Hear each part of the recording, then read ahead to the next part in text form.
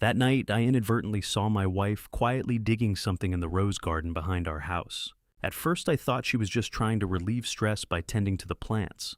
But then, I heard her voice in the darkness. Friday, on schedule. No, he won't suspect anything. Everything's going to be resolved soon. Trust me. At that moment, my chest tightened. I stood motionless in the darkness, stunned to realize that the woman I had shared a bed with for 35 years had perhaps never been the person I truly knew, and that cold truth compelled me to act immediately. Before we begin, I'd love to hear from you. Is this your first time here? Or have we shared a story before? Drop a quick comment below. Your presence truly matters in this space. Just a quick note. Certain details have been shaped for storytelling and reflection. What matters most is the message about trust betrayal and the choices we make. The evidence sat on my desk like a looming disaster, waiting to break forged invoices, a USB drive, and the jeweled pen I'd given my wife on our 10th anniversary. I picked up the pen, sterling silver engraved with her initials. 25 years ago, I'd saved 3 months to afford it. Nola had cried when she unwrapped it, calling it the most beautiful thing she'd ever owned. Tonight, under the harsh LED of my home office lamp, I could see where she'd used it to forge my signature. The ink matched. The pressure matched. Even the slight rightward slant I'd developed after breaking my wrist in 1998 matched. She'd studied me that carefully. The company, the family, the marriage, all of it is solid. All of it is permanent. I was wrong about a lot of things. My name is Sterling Ellsworth, and at 61 years old, I've spent 35 years building Ellsworth Construction from the ground up here in Phoenix, Arizona. Started with residential repairs and small renovations, the kind of work where you show up at dawn with a thermos and your own tools. Gradually moved into commercial projects, office complexes, retail centers, that mid-rise medical building on Camelback Road, everyone says, looks like a spaceship. I built that. Built all of it with my hands, my reputation, my word. Nola and I got married the same year I incorporated the business. She was 23, fresh out of Arizona State, with an accounting degree and a smile that made me forget I was supposed to be focused on profit margins. We had our daughter Delphina. 2 years later, she's 34. Now serves as CFO of Ellsworth Construction, brilliant with numbers just like her mother once was. Then came Ezra, our 32-year-old son, who manages our construction projects with the same quiet determination I tried to teach him growing up. Family business. That phrase used to fill me with pride. My children working alongside me, carrying forward something I'd built from nothing. Nola, at home, managing our household with the same precision she'd once applied to balance sheets before she decided to step back from professional accounting to raise the kids. We had dinner together every Sunday, took vacations to Sedona, argued about whether to renovate the kitchen. Normal things, good things, things I thought meant we were happy. The house is quiet tonight. Nola's at her sister's place in Tucson, or that's what she told me. I don't know anymore what's true and what's performance. The photos on my office wall show our life in careful progression. Wedding day beneath a ramada at Sunset Delphina's college graduation. Ezra's first day on a job site, wearing a hard hat 3 sizes too big. In every picture, Nola's hand rests on my shoulder or clasps my arm, the universal gesture of partnership, solidarity. How long does it take to build something worth destroying? 35 years, apparently. That's how long it took me to construct everything she decided to dismantle. I should clarify, I'm not a bitter man by nature. I've taken losses before, projects that went over budget, bids I didn't win, a recession in 2008 that nearly sunk us before Delphina convinced me to pivot toward municipal contracts. I learned early that in construction you adapt or you die. You don't waste time mourning the building that didn't get built. You move on to the next foundation. But this isn't about a lost contract. This is about trust measured in decades, dissolved in weeks. The USB drive contains files Nola created over the past 3 years. Ghost invoices for materials we never ordered, payments to vendors that don't exist, carefully falsified records designed to make it look like I'd been embezzling from my own company. The forgeries are good, professional. She must have practiced my signature hundreds of times to get it that precise. I imagine her sitting at the kitchen table while I slept upstairs, tracing my name over and over on scrap paper until she could reproduce it perfectly. The thought makes my chest tight. There are 14 forged documents in the stack on my desk. 14 separate instances where she imitated my handwriting to authorize fraudulent transactions. The amounts vary, 6,000 here, 12,000 there. Nothing large enough to trigger Delfina's audit alerts, but collectively enough to justify a federal investigation if someone tipped off the right authorities. Someone like Nola. I sat there in the dark earlier tonight, staring at that pen, and felt 35 years crumble into dust. Not just the marriage, though, that's gone obviously, but the certainty I'd carried about my own judgment. I'd built a company that employed 47 people. I'd raised 2 children who became good, capable adults. I'd navigated recession's market shifts, the endless complications of municipal permitting and contractor licensing. And I never saw my own wife plotting to bury me. That's not metaphorical, by the way. 3 weeks ago, I discovered what Nola had been burying in our backyard. Not treasure, not mementos, evidence. USB drives in waterproof cases, printed documents in sealed plastic. A paper trail designed to implicate me in fraud. Hidden 6 inches beneath those small rose pots in her garden. She'd planted those roses 5 years ago. Hybrid teas, she'd said. They need full sun and careful pruning. I'd helped her dig the beds, mixing in compost and soil amendments, never knowing what she'd eventually use that soft earth to hide. The most solid thing I ever built, a 35-year marriage to Nola, was being dismantled from within by the very hands that had once held mine at the altar. She wasn't just leaving me. She was framing me for crimes I never committed, burying evidence in our own backyard, planning to send me to prison so she could take everything. The company, the house, the reputation I'd spent decades building. She wanted me gone, completely, permanently. But I'm getting ahead of myself. Let me start from the beginning, from the signs I should have seen. Looking back, I can see the signs I ignored, small, innocent things that should have told me something was terribly wrong. April 2025. Nola started asking questions about my schedule. Not the usual, when will you be home for dinner questions, but precise ones. Which job sites I'd be visiting. What time I'd arrive. How long I'd stay. At the time, I thought she was being considerate, planning her day around mine, the way couples do after decades together. What time will you be at the Henderson site tomorrow? She had asked one morning in September, pouring my coffee with that familiar smile. Just wondering when you'll be home. Probably around 3, I'd said. Why? No reason, just planning dinner. Simple, domestic, harmless. Except now, I know she was mapping my absences, calculating windows of time when she could work undisturbed. In August, Delfina had mentioned something odd during our weekly operations meeting. She'd been reviewing vendor invoices, part of her routine CFO oversight, and flagged a supplier I didn't recognize. "Dad, have you seen this Desert Star Materials invoice?" she'd asked, sliding a printed statement across the conference table. "I don't remember approving this supplier." I'd glanced at it. Gravel and aggregate delivery. The signature at the bottom looked like mine, close enough that I assumed I'd signed it during one of those marathon approval sessions where you initial 40 documents without reading every line. Must have been during the Tempe project setup, I'd told her. We brought on a few new vendors that month.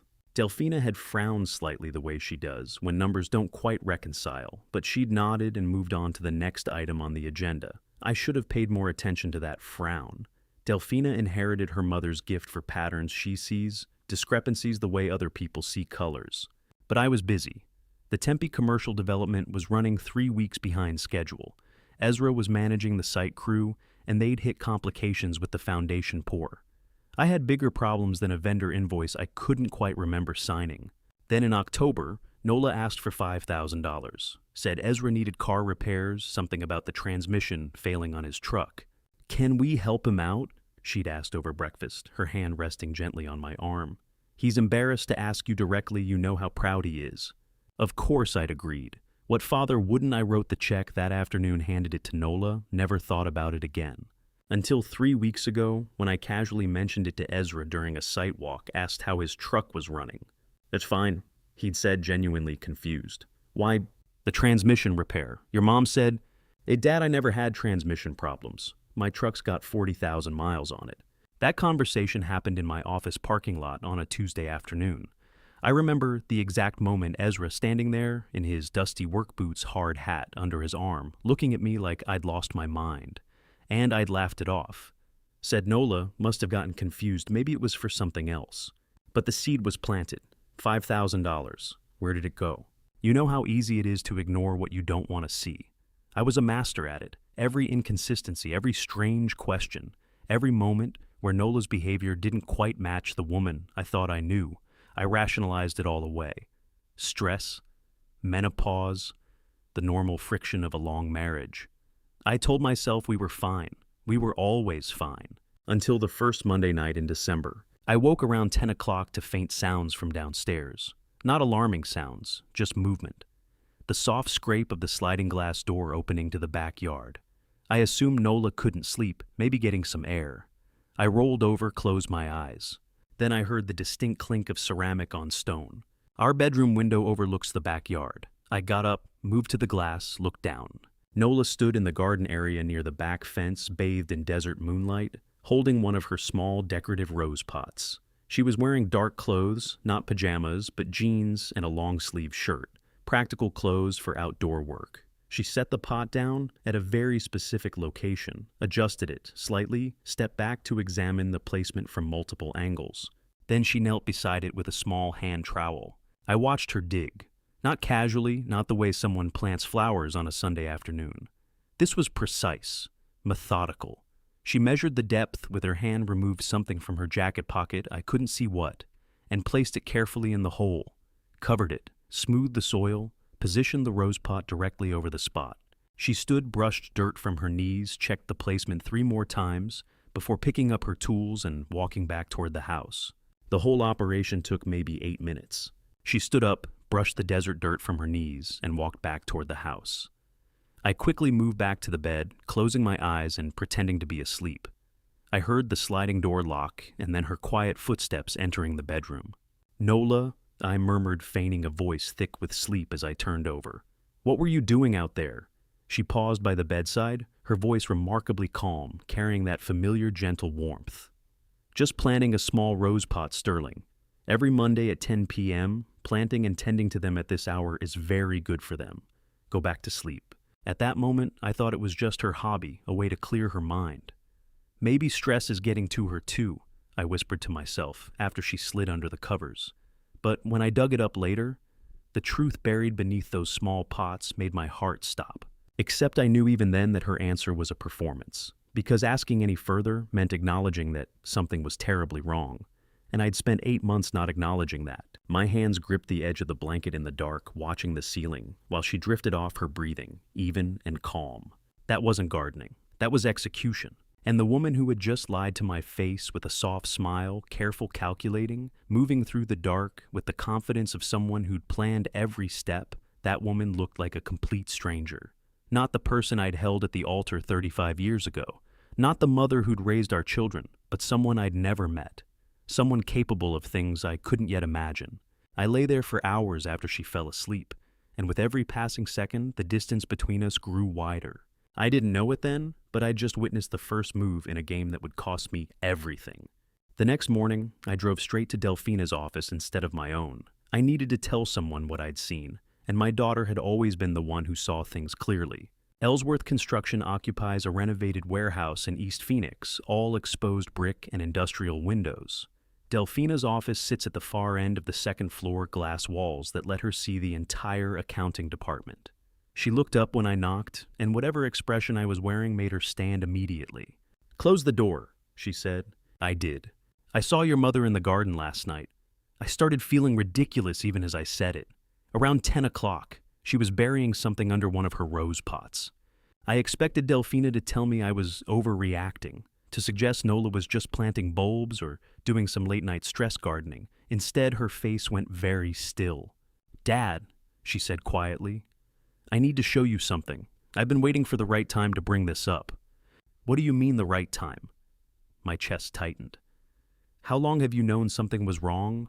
3 weeks, maybe longer.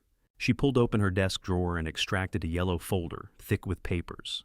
When she laid it on the desk between us, I saw the tab label, Desert Star Materials Anomalies.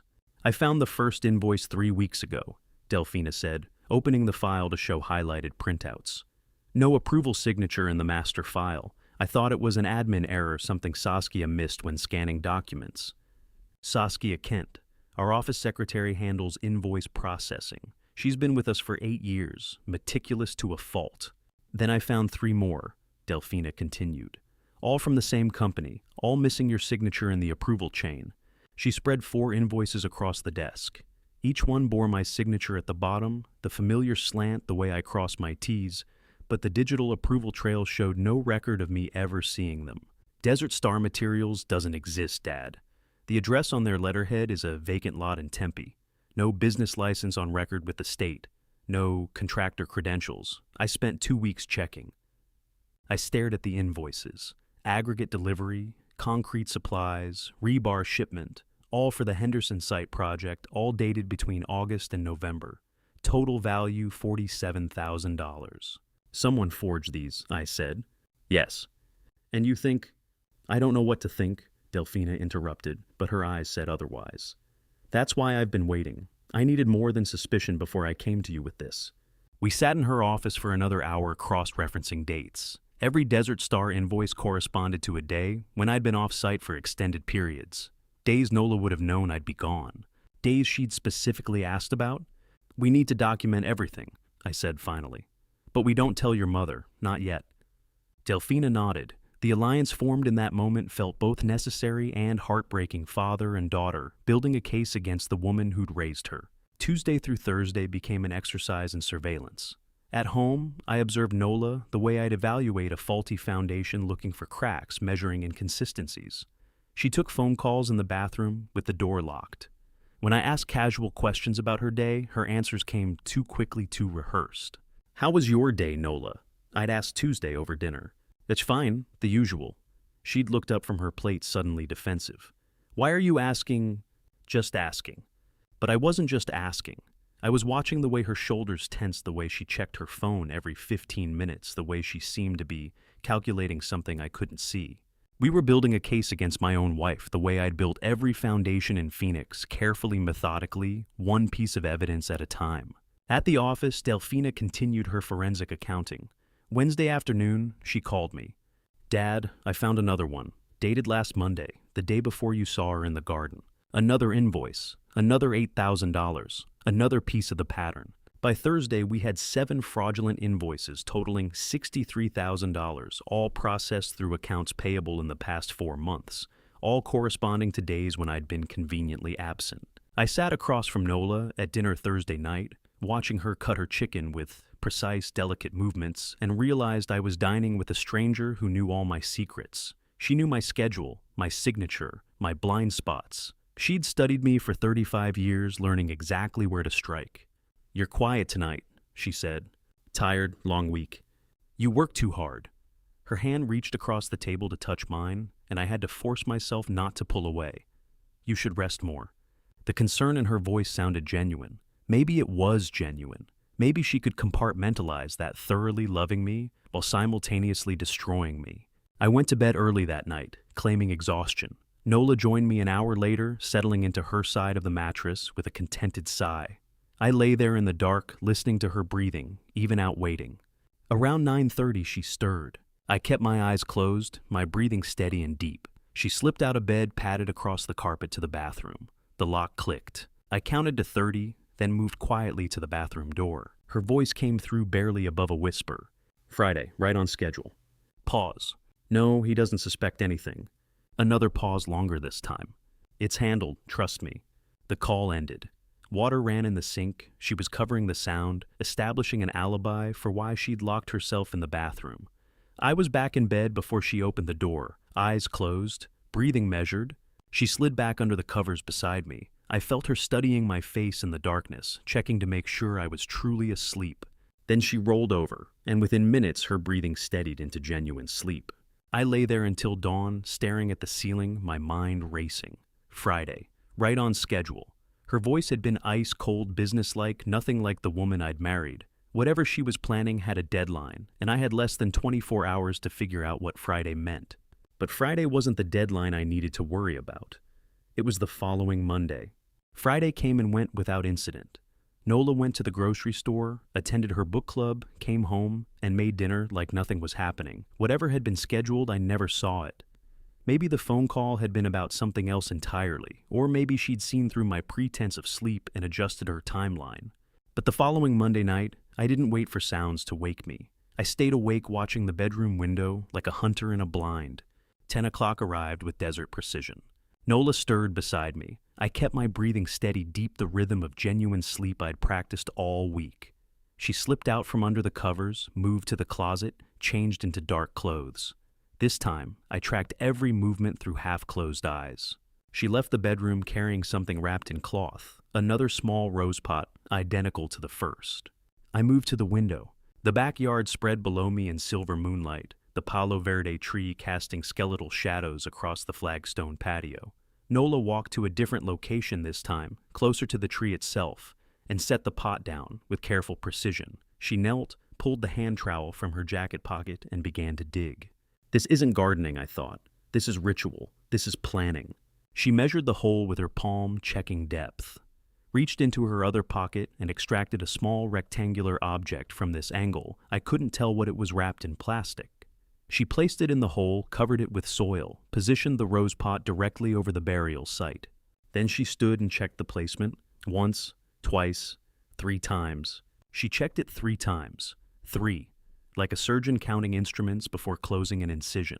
In 35 years, Nola was never this careful about anything. She was spontaneous, impulsive, the kind of woman who rearranged furniture on a whim and planted flowers wherever they looked pretty. This methodical precision belonged to someone else entirely. She walked back to the house, and I was in bed before she reached the bedroom door. Whatever she was burying it was important enough to repeat, important enough to hide. And if she was following a weekly pattern, there would be more. I waited until her breathing steadied into sleep. Then I pulled out my phone and texted Delphina. Second burial, confirmed. Same time, different location. Meeting tomorrow morning.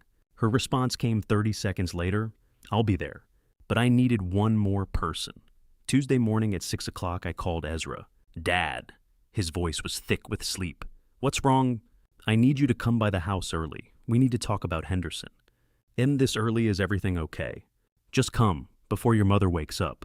Silence on the line long enough that I thought he might refuse. I'll be there in 20 minutes, he said finally. He arrived at 6:45, looking exhausted, dark circles under his eyes, like he hadn't slept properly in weeks. I met him at the door and led him to the kitchen, put coffee on, kept my voice low. This isn't about Henderson, I said once we were seated. I'm sorry for lying, but I need to tell you something, and I need you to stay calm. Ezra's jaw tightened. What's going on? Your mother has been burying things in the backyard. 2 Monday nights in a row, 10 o'clock exactly under her rose pots. I don't know what she's hiding, but Delphina found fraudulent invoices at the office, and I think they're connected. I expected shock, denial. Instead, Ezra went very pale and pulled his phone from his pocket. How long? He asked quietly. How long has this been happening? The burial's 2 weeks, but the invoices go back months. Ezra scrolled through his phone, his hands unsteady. Then he turned the screen toward me. Text messages, dozens of them, all from Nola. Mom had some heart palpitations today. Seeing Dr. Gable tomorrow. Don't tell your father he has enough stress. Mom test results came back. Nothing conclusive. More appointments scheduled. Mom's shortness of breath getting worse. Please don't worry, Dad, with this. I'll handle it. The messages went back 6 months. June, July, August, right around the time the first Desert Star invoices appeared. Mom's been texting me about her heart problems for 6 months. Ezra said, his voice hollow. She made me promise not to tell you. Said you had too much on your plate, that the business stress was already breaking you down, that she didn't want to add to your burden. My throat went tight. What heart problems? Your mother's heart is fine. I know that now. His eyes were red-rimmed, whether from exhaustion or tears I couldn't tell. But she sent me appointment reminders, test results. She even sent me a photo of a prescription bottle. I looked it up later. It's a real cardiac medication. I thought she was dying, Dad. The kitchen clock ticked in the silence between us. She used me, Ezra whispered, kept me distracted, worried, guilty. Every time I started to notice something odd at work, a missing signature, a vendor I didn't recognize, I'd get another text about chest pains or dizziness, and I'd forget everything else. I watched my son's hands shake as he scrolled through his mother's lies, and I realized she'd been destroying both of us simultaneously. While she planted evidence in the backyard, she planted fear in our son's heart. While she forged my signature, she forged a medical crisis to weaponize Ezra's love. Dad, I hid it from you for 6 months because I thought Mom was dying. His voice broke. I'm sorry. I reached across the table and gripped his shoulder. This isn't your fault. But the weight of what Nola had done settled over us like concrete setting. She hadn't just betrayed her husband, she'd manipulated her own child, turned his devotion into a tool for her conspiracy, made him an unwitting accomplice through manufactured compassion. If she could do that to her own son, what else was she capable of? We were about to find out exactly how deep this went. We didn't waste time on comfort or apologies. Within 10 minutes, the three of us were sitting in my study with the door closed, mapping out exactly how we'd unearth my wife's secrets. Nola's spa appointment, Delphina said, pulling out her phone to check the calendar. Tuesday morning's 9:30. She's had that standing reservation for 2 years. 2 years. The realization hit me like cold water. How long had this Tuesday routine been running? And more importantly, how long had it been cover for something else entirely? She'll be gone 3 hours minimum, Delphina continued. That's our window. We dig up both rose pots, photograph everything, analyze whatever's inside, and put it all back exactly as it was. I'll dig them up, I said. You handle the analysis. Ezra, you go to work like nothing's happening. Ezra looked up from his coffee, still pale. Dad, what if she comes back early? What if she knows? She won't know, Delphina said with the certainty of someone who'd been tracking patterns for weeks. Mom's appointment is 90 minutes. Then she always has lunch at that cafe on Camelback. She's never home before 1 o'clock. The way my daughter said it, clinical detached, like she was analyzing a stranger's schedule instead of her mother's, told me how far we'd already traveled from normal family dynamics. We weren't planning a surprise party. We were planning a covert operation against the woman who'd raised us. What do we do after? Ezra asked. Once we know what she buried? Depends on what we find, I said. But we document everything. Photos, measurements, exact locations. We need evidence that will hold up. Hold up where? Ezra's voice cracked slightly. Are we talking about police, lawyers? I met my son's eyes. I don't know yet, but whatever we find, we do this right. Delphina nodded. Agreed. No confrontation until we understand the full scope. 3 hours to dismantle 35 years of marriage. At 8:45, Nola emerged from the bedroom dressed in yoga pants and a lightweight jacket, her spa bag over her shoulder. She looked relaxed, refreshed, like a woman without a care in the world. I sat at the breakfast table with the newspaper spread in front of me, not reading a single word. Ezra stood by the coffee maker, refilling his mug for the 3rd time, his hands remarkably steady considering the circumstances. Good morning, Nola said brightly, kissing the top of my head as she passed. You're up early, Ezra. Couldn't sleep, he said, which was true enough. You work too hard, just like your father. She poured herself a glass of water, hummed something tuneless while she drank it. I'll be back around 1. Do we need anything from the store? No, we're fine, I said, forcing my voice to sound normal. Enjoy your spa day. She smiled the same smile I'd loved for 35 years and crossed back to kiss my cheek. Love you. The words stuck in my throat, but I managed them. Love you too. I watched her walk to the front door, watched her check her reflection in the hallway mirror, watched her grab her keys from the hook, every movement familiar, domestic, ordinary. How many of those Tuesday spa appointments were actually spa appointments? How long had I been living with a stranger who wore my wife's face? The front door closed. I heard her car start in the driveway. Ezra and I sat in silence until the sound of her engine faded down the street. I need to go, Ezra said, finally setting his mug in the sink. He looked at me, his expression somewhere between grief and determination. Dad, whatever you find, I'll text you, I promised. He nodded and left through the garage. I stood at the kitchen window, watching the empty street, listening to the house settle into silence. The breakfast dishes sat on the counter. Nola's coffee mug, still half full, rested beside the sink. Normal Tuesday morning debris. At 9:40 exactly, Delphina's car pulled into the driveway. She came through the back door carrying her laptop bag and a small hard case equipment box. I recognized from her office the kind she used for secure document transport. She's gone, Delphina said. We have 3 hours. Let's move. I started toward the garage, but she caught my arm. Dad, are you sure about this? Her voice dropped lower, more vulnerable than her tactical planning had allowed earlier. Once we dig those up, we can't unknow what's inside. We can't go back to pretending everything's fine. I thought about the forged invoices, the fake heart condition texts, the midnight burials, the woman who'd kissed my cheek this morning and said she loved me while planning God knows what. We crossed that line the moment I saw her in the garden, I said. I'm sure. Hand me the gloves. She pulled a pair of gardening gloves from her bag, and I walked to the garage. The garden spade hung on the wall, where it always did next to the rake and hedge trimmers, tools I'd used for 30 years to maintain the yard Nola and I had built together. I lifted the spade, felt its familiar weight. Every marriage has secrets. I was about to excavate mine with a garden spade. I walked back through the garage and into the morning sunlight. Delphina stood at the edge of the flagstone patio, looking toward the rose garden, where 2 decorative pots sat exactly where Nola had placed them. Which one first, she asked. The one closest to the fence. That was the first burial. I watched my own car pull away when Ezra left for work. I watched Nola's empty parking space. I watched my daughter pull out her phone to start documenting. Then I walked toward the roses, shovel in hand, and knelt in the dirt where my wife had knelt 2 weeks ago. 35 years of marriage driving away in a silver sedan. And here I was, about to dig up more than rose pots. What we found buried in that dirt would shatter everything I thought I knew. The shovel bit into Arizona dirt, exactly where I'd watched my wife kneel 2 weeks ago. And every scrape felt like watching 35 years of building crumble to the ground. The soil was loose from recent planting. Nola hadn't packed it down, which made the digging easier than I'd expected. I worked carefully, Delphina standing beside me with her phone out, documenting every stage. The small rose pot sat to one side, its dynamic red petals already wilting in the morning sun. But as the dirt gave way and the shovel struck metal, the absolute truth uncovered beneath those small pots left me completely paralyzed and stunned. About 15 centimeters down the shovel struck something solid with a distinct clink of metal on glass. There, I said, my voice rougher than intended. I hit something. Careful, Delphina warned. We need to preserve whatever's inside.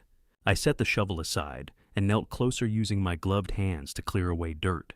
The object emerged gradually, a standard beer bottle, but wrapped so thoroughly in clear waterproof plastic bags that it looked like a museum artifact being prepared for long-term storage, multiple layers sealed with thick packing tape at both ends. And she wrapped it like she was protecting treasure. I said, brushing the last of the soil away. Delphina crouched beside me, examining it without touching. She wanted this to last, to stay intact for months, maybe years.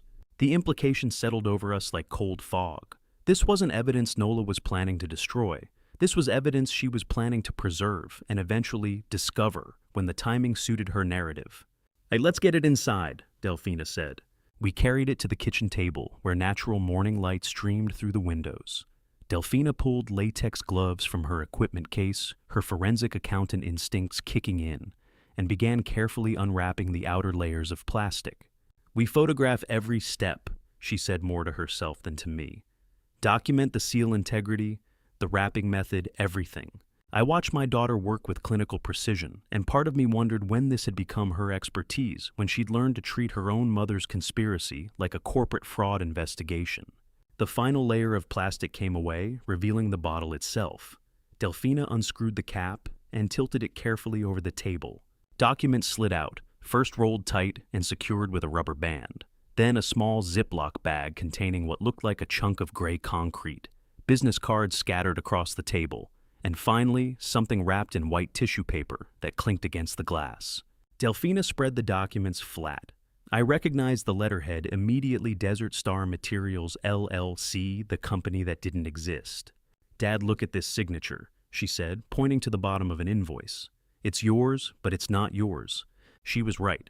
The signature read Sterling Ellsworth in my handwriting, but something about the spacing was wrong. The E in Ellsworth slanted too far right. The capital S had a flourish I'd stopped using in the 90s. This is from October, I said, checking the date. Henderson Plaza project. I never approved this supplier.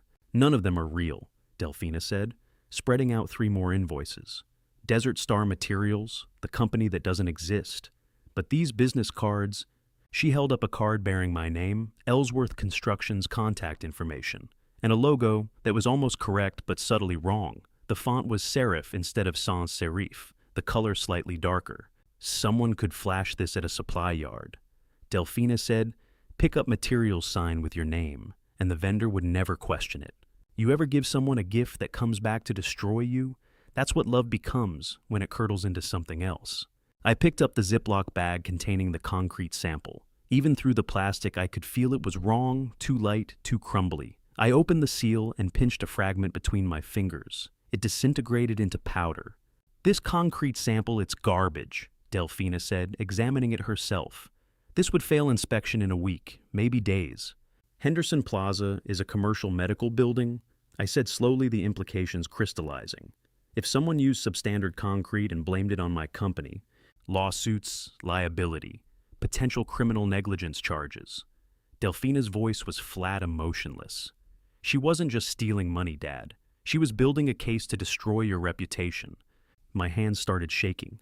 "There's one more thing," Delphina said quietly, reaching for the tissue-wrapped object at the bottom of the pile. She peeled back the tissue carefully, revealing what lay inside. A jeweled blue ballpoint pen. Sterling silver barrel sapphire cap, my initials engraved near the clip. "Dad," Delphina said, her voice suddenly careful, gentle. "Dad, look at this pen. Do you recognize it?" I couldn't speak for a moment, just stared at the pen lying there on the kitchen table, among the forged documents and fake business cards. "That's," my voice cracked. "That's the pen I gave her." I remembered the day perfectly. We'd been married 10 years, still building the business money tight. But I'd wanted to give her something special, something that said, I saw her, valued her. The salesman had shown me a dozen pens before I found the one with the sapphire cap, the one that reminded me of her eyes. She'd cried when she opened the box, told me it was the most thoughtful gift I'd ever given her, promised she'd treasure it forever. "She used it to practice your signature," Delphina said, pulling up magnified photos of the forged invoices on her phone. "The ink matches. Every forged invoice we found, every fraudulent signature, the ink composition, the pressure points, everything matches this pen."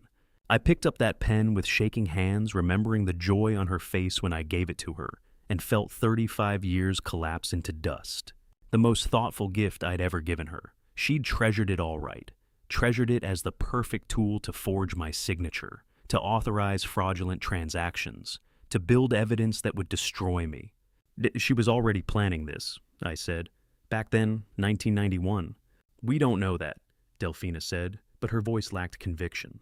"If the first bottle held physical lies, the second bottle, larger, buried deeper near the Palo Verde tree, held something far worse, digital proof." We left the anniversary pen on the kitchen table and crossed the yard to the second rose pot. The Arizona sun climbed higher, and I checked my watch, 10:35, 2.5 hours before Nola was scheduled to return.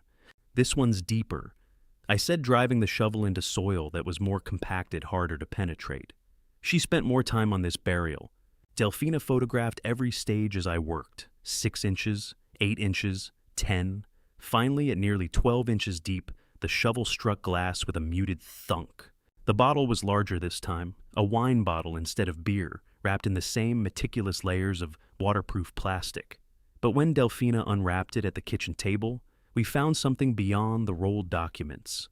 "Dad, there's a USB drive," she said, extracting a small black thumb drive from its own sealed waterproof electronics pouch, complete with desiccant packets to prevent moisture damage. In a waterproof case with moisture absorbers. I stared at it lying on the table.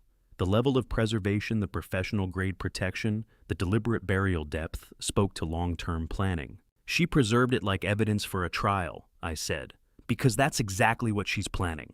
We moved to my home study. Delphina pulled out her laptop, running some kind of forensic software I didn't recognize, and plugged in the USB drive with gloved hands. The drive populated slowly. Folders appeared on the screen: emails, bank_statements, audio_files, and one Word document titled insurance_claim_strategy_final.docx. "Dad, there are emails here going back 8 months, Delphina said, scrolling through the first folder. "Conversations you never had. Look at this one supposedly between you and a cement supplier in August discussing substandard materials to cut costs." I leaned over her shoulder, reading words I'd never written in an email thread that looked completely authentic. My email address. The company's signature block. Technical language I would use. But none of it was real.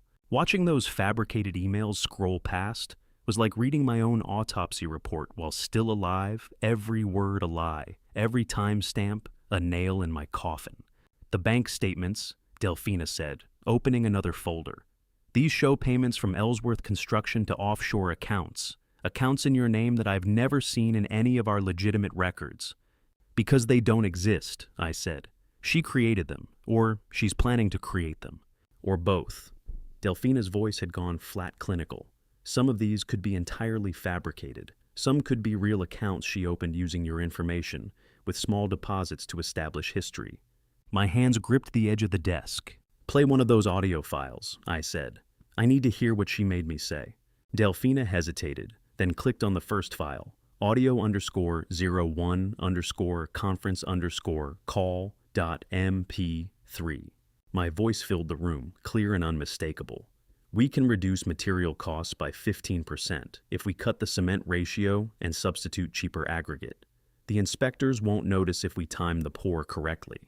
That's your voice, Delphina said quietly. But those aren't your words. I never said that. I would never say that.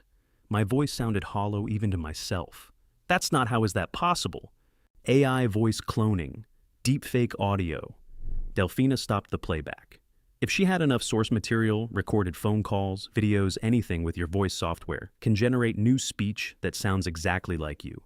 I thought about all the family videos we'd made over 35 years. Every birthday, every anniversary, every casual conversation Nola might have recorded without me noticing. We need an expert, I said. Someone who can prove this is fake. I called Merritt Wolfe, a 48-year-old audio forensics expert I'd worked with on a previous construction dispute, where we'd needed to verify the authenticity of recorded contractor conversations. He had a reputation for finding truth in sound waves, and he lived 20 minutes away in Tempe. I can be there in an hour, Merritt said when I explained what we'd found. Don't delete anything. Don't copy anything. Just leave it exactly as it is. He arrived at noon carrying 2 hard cases of analysis equipment, tall, lean, with wire-rimmed glasses, and the methodical manner of someone who spent his life listening to things other people couldn't hear. Delphina handed him the laptop. Merritt loaded the audio files into his software, and for the next 45 minutes, we watched waveforms and spectral patterns scroll across his screen in colors I didn't understand. This is definitely AI-generated, Merritt said finally. Spliced from multiple source recordings of your voice. Very sophisticated work. Whoever created this had access to professional-grade voice synthesis software and significant source material. But here's the interesting part. He clicked a few buttons isolating a section of the audio file and amplifying specific frequencies. Listen to this background frequency at 2.4 kilohertz, he said, playing a filtered version of the recording. Beneath my fabricated voice discussing construction fraud, I heard something else, a distinct high-pitched vocalization, almost like a bird cry, but more complex, repeated twice in the background. That's an African gray parrot, Merritt said, looking up at me. The person who made this recording was in the same room as that bird when they generated the audio file. I can verify the species from the vocalizations pattern. It's highly distinctive.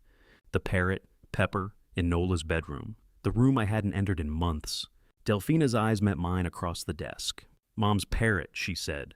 The one in her bedroom. Merritt looked between us, professional and careful. If you have an African gray parrot in this house, then whoever created these files was working in the same room where that bird lives. The background frequency is unmistakable. Nola's bedroom, where she kept Pepper, her African gray parrot she'd owned for 2 years. The room she'd made private territory, claiming she needed her own space, her own sanctuary. The same 2 years she'd been planning this. And we still had one more piece of evidence to find. After Merritt left, Delphina asked the question that terrified me most. How long has she actually been planning this? We returned to the study. Delphina pulled up the Ellsworth Construction email server, something she had administrative access to as CFO. Her fingers moved across the keyboard with practiced efficiency, pulling logs I didn't even know existed. I'm checking for unauthorized access to your corporate email, she said. If Mom was creating those fake emails, she'd need to study your communication style, your templates, your phrasing, your signature blocks. The server logs populated on her dual monitors, lines of data, timestamps, IP addresses. She filtered by my email account, sorted by location. Then she stopped. Dad, this IP address. She pointed to a string of numbers that appeared dozens of times in the log. It's our home network. Someone's been logging into your corporate email from home for 8 months. I leaned closer, reading the dates. April, May, June, July, August, September, October, November, December. The access pattern showed systematic downloading invoice templates, supplier correspondence contract formats. 8 months. My voice sounded distant. But she only met Alonzo 6 months ago? You said the first time you saw them together was in June. Delphina turned to face me, her expression hard as granite. Exactly. She didn't plan this with him. She planned it first, then found him. Her voice went cold. Whatever relationship she has with Alonzo Trent, it's not the origin of the conspiracy. It's a tool. She recruited him. The realization settled like ice in my chest. I'd been thinking of Nola as Alonzo's victim, a woman seduced by a casino owner, manipulated into betraying her husband. But the timeline told a different story. She'd conceived this plan, independently spent 2 months preparing, then deliberately sought out an accomplice. She needed someone who could create offshore accounts, Delphina continued. Someone with connections to move money. Alonzo Trent owns Desert Star Casino. He has exactly those resources. How do you live with someone for 35 years and never know they're capable of something like this?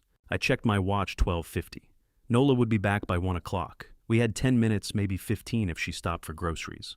We need a second opinion on that concrete, I said.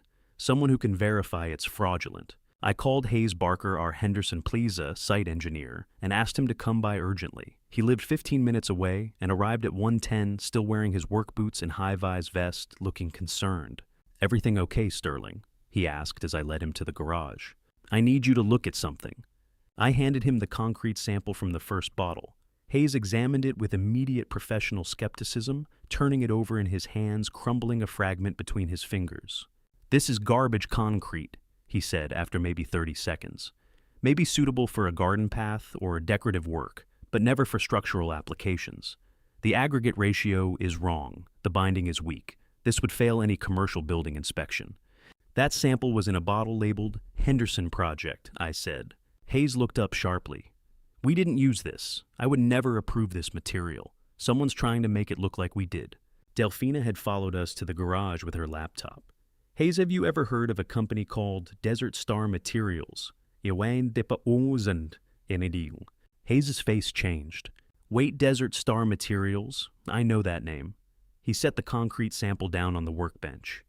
They contacted me 5 months ago, July, maybe offering cheap materials for Henderson Plaza. Really cheap, too cheap. I looked into them, no proper licensing, no references. I declined immediately and emailed Sterling about it. I never got any email from you about them, I said. Hayes frowned. I definitely sent it. I remember because the sales rep was pushy, kept calling my cell. I wanted you to know in case they tried to contact you directly. Delphina's fingers were already moving across her keyboard, pulling up the email server logs again. She filtered by Hayes' email address, searched for mentions of Desert Star. Dad, look at this. The screen showed a single entry. From hayes.ellsworthconstruction.com to sterling.ellsworth@ellsworthconstruction.com. Subject, warning, Desert Star. Material suspicious contact.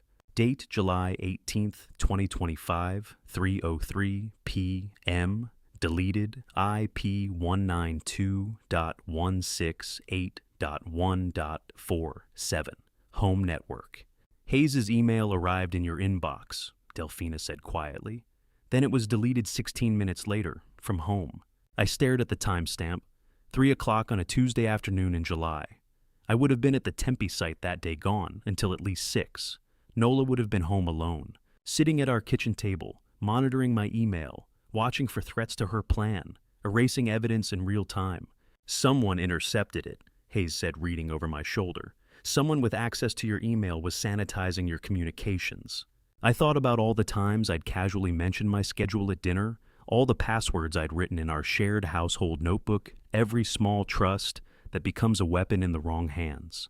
How many other emails did I never see? I asked. Delphina ran another search filtering for deletions from the home IP address over the past 8 months. 23 emails, 23 separate communications deleted from my inbox before I ever read them. Warnings from vendors, questions from site managers, a message from our insurance company requesting verification of a claim I'd never filed. All erased, all sanitized, all vanished into the same digital void that had swallowed Hayes' warning. "She's been monitoring everything," Delphina said. "Every email, every communication, every potential threat to her plan. She's been controlling your information flow for months." We had 15 minutes before Nola was due home, and there was one room left to search the bedroom she'd made her private sanctuary 2 years ago. Hayes left through the front door, promising discretion. Delphina and I stood in the hallway outside Nola's room. The door was closed as it always was. A brass sign hung at eye level, "Please respect my privacy." "When was the last time you were in here, Dad?" Delphina asked. 2 years. She said she needed her own space after... I tried to remember the excuse. I can't even recall what reason she gave. Something about meditation and personal boundaries. Delphina turned the handle and pushed the door open. The room was immaculate. Every surface gleamed. Nola's makeup sat arranged on the vanity in perfect rows, lipsticks by color, brushes by size. Her closet hung color-coded from whites to blacks. The desk near the window had 3 locked drawers, a laptop docking station, and a filing organizer with labeled tabs. "This isn't a bedroom," Delphina said, moving to the desk. "It's an operations center. Look at this filing system." She was right. The organization went beyond normal housekeeping. This was the workspace of someone running a covert operation from their own home. Pepper the African gray parrot watched us from his cage in the corner, his head tilted with intelligent curiosity as we invaded his domain. "The burner sim has to be here somewhere," Delphina said, pulling open drawers on the vanity. "Bank credentials, too. She'd keep them close but hidden." I checked the closet while Delphina searched the desk. Designer clothes organized by season, shoeboxes stacked with military precision. Nothing out of place, nothing suspicious. Then Delphina made a small sound of discovery. "Dad, I found it."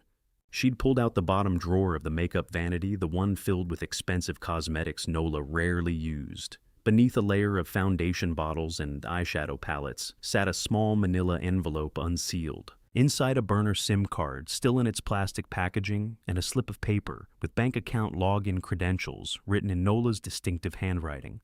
Account number, routing number, username, password, all of it right there, hidden beneath her makeup 3 feet from where she slept every night.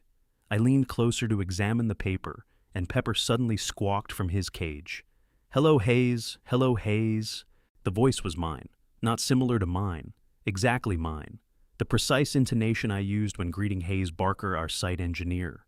The slight upward inflection at the end, the slight upward inflection at the end. The warmth I put into business relationships. "Jesus," I said, stepping back from the cage. "That's my voice. That's exactly how I sound." Hearing my own voice come from that parrot's beak was like watching an echo of my own past turn against me. Delphina stared at the bird, understanding flooding her expression. "She recorded you," she said quietly. "In this room, over and over, training the AI model, and Pepper learned your voice from hearing it played back hundreds of times." The parrot tilted his head again. "Hello, Hayes. Foundation pour at 3. Another phrase I used regularly, another piece of my voice stolen and repurposed.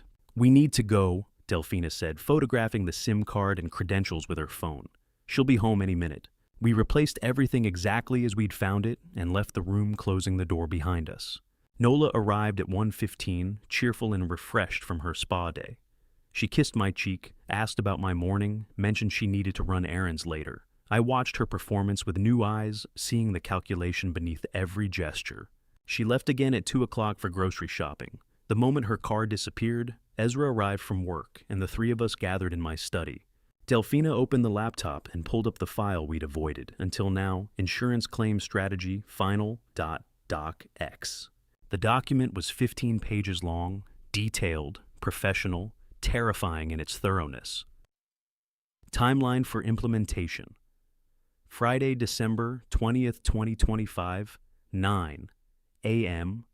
Anonymous tip to the Arizona Attorney General's Office. Financial Crimes Division regarding Sterling Ellsworth construction fraud. Friday 2 p.m. estimated Sterling Ellsworth arrested pending investigation. Monday, December 23rd.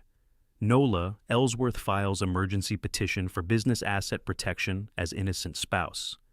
Tuesday, December 24th. Ellsworth Construction placed under court-ordered receivership, January 2026. Liquidation sale to Desert Star Materials, LLC owner Clyde Sutton at 40% below market value for rapid transaction. A Friday 9 a.m., Delphina said, her voice hollow. She's reporting you in 3 days. I kept reading. The document outlined how Nola would position herself as the betrayed wife, the innocent party protecting company assets from her criminal husband. How the forged evidence would be discovered during the investigation. How Alonzo Trent's connections would expedite the liquidation sale. How I would likely spend the holidays in jail while my company was dismantled and sold for parts. Ezra had been reading over my shoulder, his breathing growing faster. Wait, he said suddenly. Clyde Sutton, I know that name. Delphina and I both looked at him. He called me 4 months ago. Ezra continued, his face going pale. August, maybe early September, said he represented a materials supplier interested in the Henderson project. He knew our timeline, our budget constraints. Details only someone inside the company would know. What did you tell him? I asked. Nothing. I said we had existing supplier relationships and wasn't interested. But Dad, Ezra's voice shook. He knew things, specific things about Henderson Plaza that weren't public information. You think you know what betrayal feels like until you realize your wife built an entire criminal network around destroying you? This isn't just Mom betraying you, Ezra said. This is organized, multiple people, a criminal operation. We looked at each other across that desk and understood the truth simultaneously. This wasn't family betrayal. This was organized crime with multiple conspirators, Nola, Alonzo, Trent, Clyde Sutton, God knows who else, all coordinating to dismantle everything I'd built. And we had less than 3 days to stop it. Wednesday morning, I walked into Desmond Caldwell's law office carrying a plastic bag of evidence that could either save my life or prove I'd lost my mind. Desmond Caldwell, 52 years old and sharp as ever, had handled our contracts and wills for 2 decades. His mind had been trained by years prosecuting corporate fraud before entering private practice. If anyone could understand what I was carrying, it was him. His office occupied the 14th floor of a downtown Phoenix building with views of Camelback Mountain. He met me in the conference room at 8 o'clock, sharp coffee already poured. Desmond, I need you to tell me if I'm crazy or if this is as bad as I think it is, I said, setting the bag on the mahogany table. He gestured for me to continue.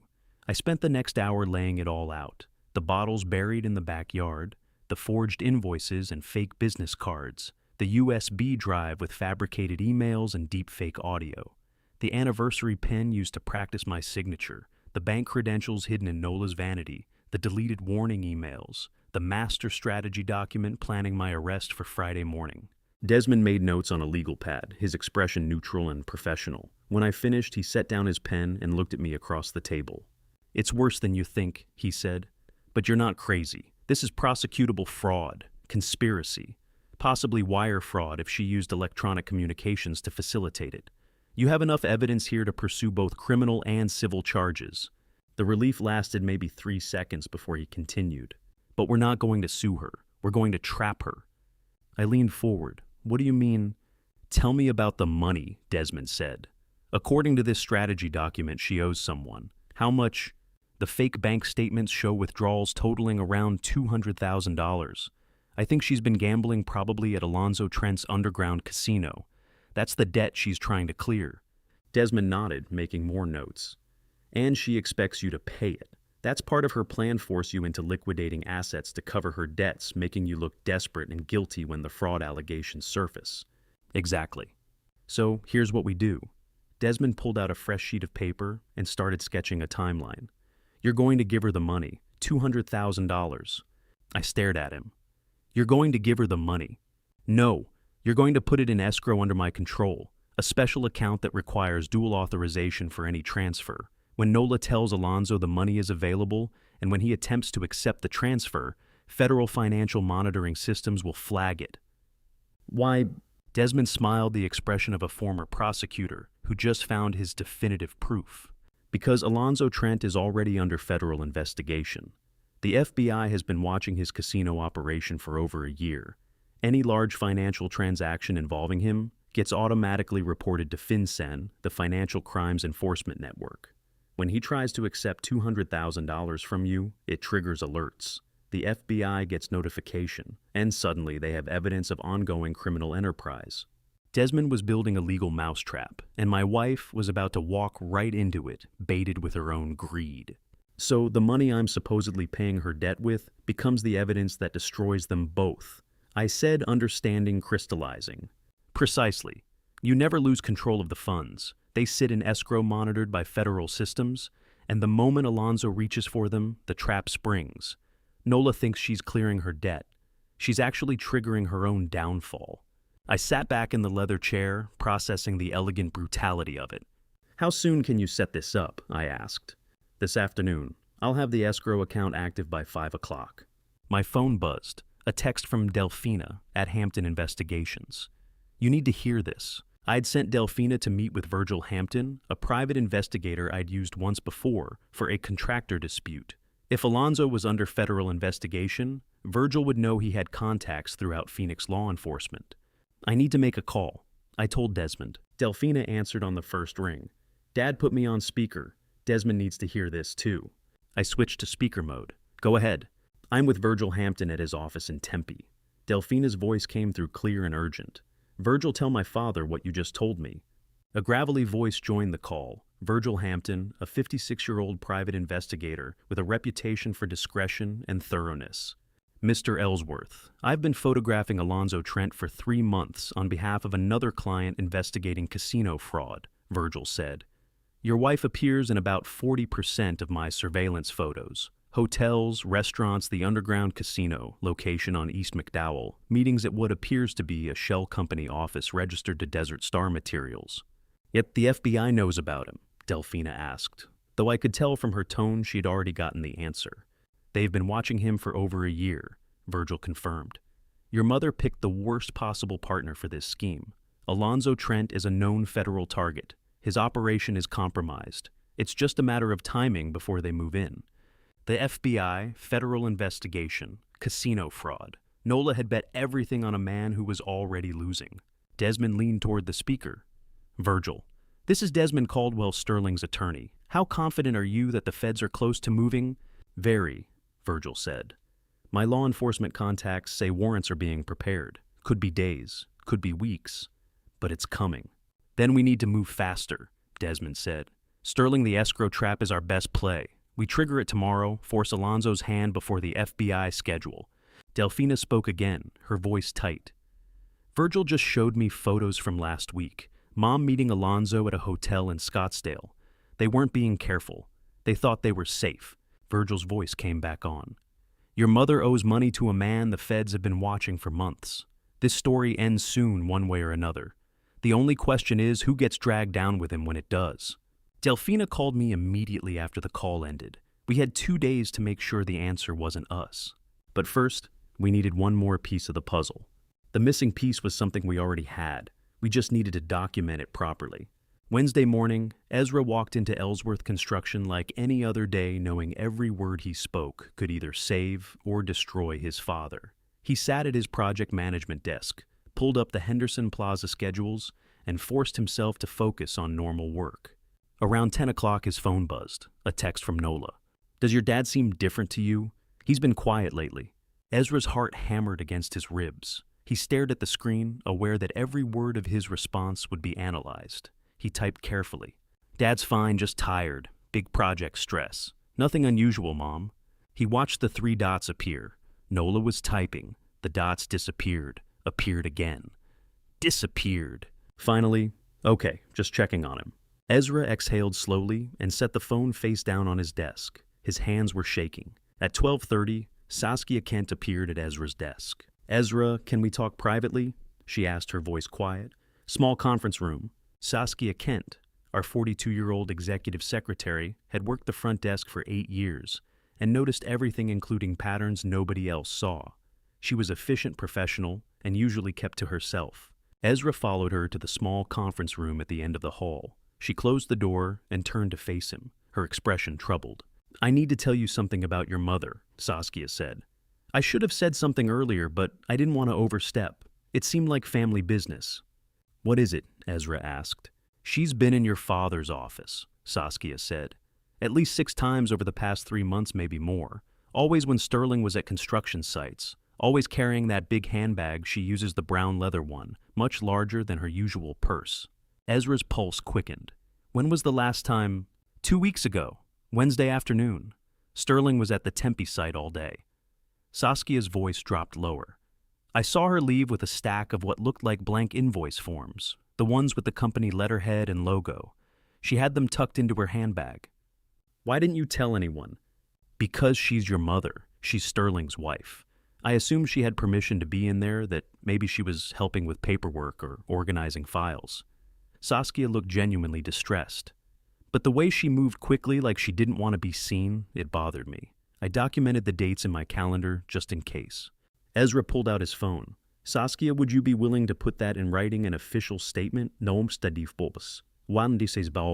She nodded. If it helps Sterling, yes, absolutely.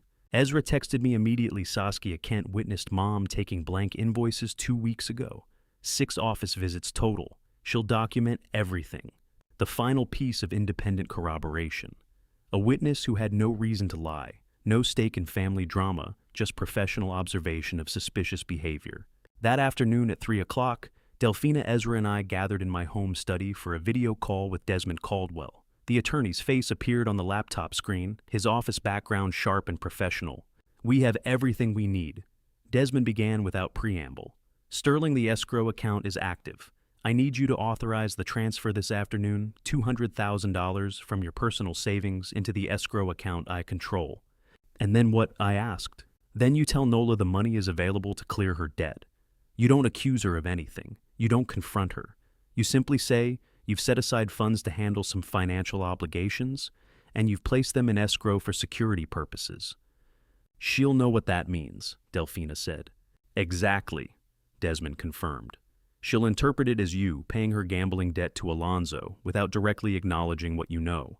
She'll contact Alonzo. Alonzo will attempt to authorize the transfer from escrow to his accounts. And that's when the FBI gets involved, I said.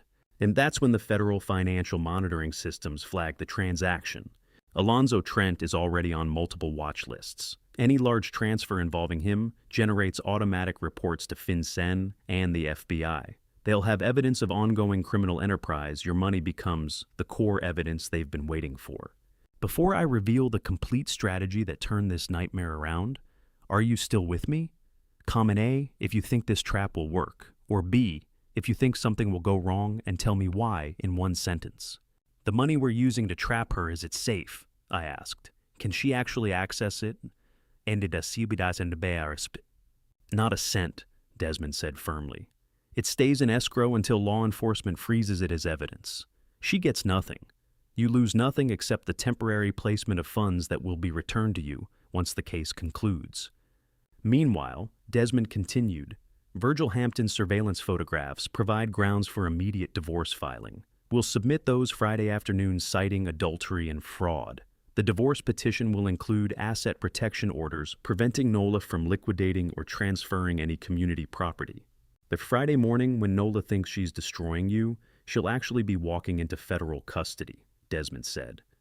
The Arizona Economic Crimes Department will receive her anonymous tip about construction fraud at 9 a.m., exactly as her plan outlined. But by then, the FBI will have already flagged her and Alonzo's financial activities. When local authorities start investigating, they'll discover federal agents are already involved. Nola's fraud report becomes evidence of her own conspiracy. We weren't building a defense anymore. We were building a legal trap, and Nola would ensnare herself with the web she'd spent 8 months weaving. What about Clyde Sutton? Ezra asked, the shell company owner. Virgil confirmed Sutton is also under investigation, Desmond said. When Alonzo falls, Sutton falls with him. The whole network collapses. Delphina leaned back in her chair, processing the scope of it. So, we don't confront her. We don't warn her. We just let her execute her own plan while we've already dismantled it from underneath. Precisely, Desmond said. She thinks she's in control. She has no idea the trap is already sprung. The call ended at 4:15. The three of us sat in the study in silence for a long moment. Delphina looked at me across the desk, and for the first time in 3 days, I saw something other than fear in her eyes. I saw certainty. They won't know the trap has sprung until it's too late, she said. That night, for the first time since I'd watched Nola bury that first bottle, I actually slept. But Thursday brought one final piece of evidence I hadn't anticipated. Thursday morning, I woke up rested for the first time in a week and realized the worst part I had to pretend everything was normal for one more day. At 9 o'clock, I met Saskia Kent in the small conference room at Ellsworth Construction. She'd brought her desk calendar, the one she'd kept for 8 years, documenting every detail of office operations with meticulous precision. I documented every date she came in, Saskia said, opening the calendar to November. I thought it was strange, but didn't want to overstep. She's your wife, and I assumed you knew. She walked me through the timeline. November 3rd, a Tuesday when I'd been at the Henderson site all day. November 17th, another Tuesday, Tempe commercial inspection. November 29th, December 5th, December 12th. All weekdays. All during hours when I was guaranteed to be off-site. She always carried that oversized designer handbag, Saskia continued. The brown leather one much bigger than her usual purse. It seemed out of place for a casual visit. December 12th. I said, reading the entry, "What did you see that day?" Saskia's expression tightened with remembered discomfort. She left with blank invoice forms, a whole stack. I almost said something, but she's your wife. I thought maybe you'd asked her to grab them for some reason, organizing files at home. I don't know. How many forms? Maybe 25 sheets. The official Ellsworth Construction supplier order, forms with the logo and signature line. The same forms we'd found in the first buried bottle, forged with my signature, using the anniversary pen. Yes, Saskia, why midweek? I asked. Why always Tuesday or Wednesdays? She flipped through her calendar, cross-referencing dates. Those are your standing site inspection days. Tuesday for Henderson, Wednesday for rotating projects. You block them in the shared calendar months in advance. Systematic, calculated, not opportunistic theft, but deliberate planning based on my published schedule. I need you to write this down, I said. Every date, every observation, exactly as you told me. For legal purposes, yes. Saskia nodded and pulled out a clean sheet of paper. Her testimony would be the independent corroboration that transformed our family's word against Nola's into documented pattern evidence witnessed by an unbiased third party. I left the office at 4:30 and drove home, knowing I had one more performance to deliver. Thursday evening at 7 o'clock, I sat across from Nola at our dining table. Roasted chicken vegetables, a bottle of wine she'd opened to breathe. The table was set with our good plates, cloth napkins, candles. "How's the Henderson project coming?" Nola asked, cutting into her chicken with precise, delicate movements. "You've seemed stressed about it lately." "It's fine," I said, forcing my voice to sound normal. "Just the usual complications." "Well, you work too hard, always have." She smiled, that familiar warm expression I'd seen across this table for 35 years. "Next week, let's go to our old spot downtown, the Italian place where we celebrated our 10th anniversary. Remember? The night you gave me the beautiful pen, the pen she'd used to forge my signature on fraudulent invoices. Like old times?" She continued, reaching across the table to touch my hand. "How do you sit across from someone you've loved for 35 years and see a complete stranger wearing her face?" "Yeah, we'll see," I said. She talked about a recipe she'd seen online, reminded me about a movie she wanted to watch on Saturday, mentioned that Delphina seemed tired lately, and maybe we should invite her over for Sunday dinner.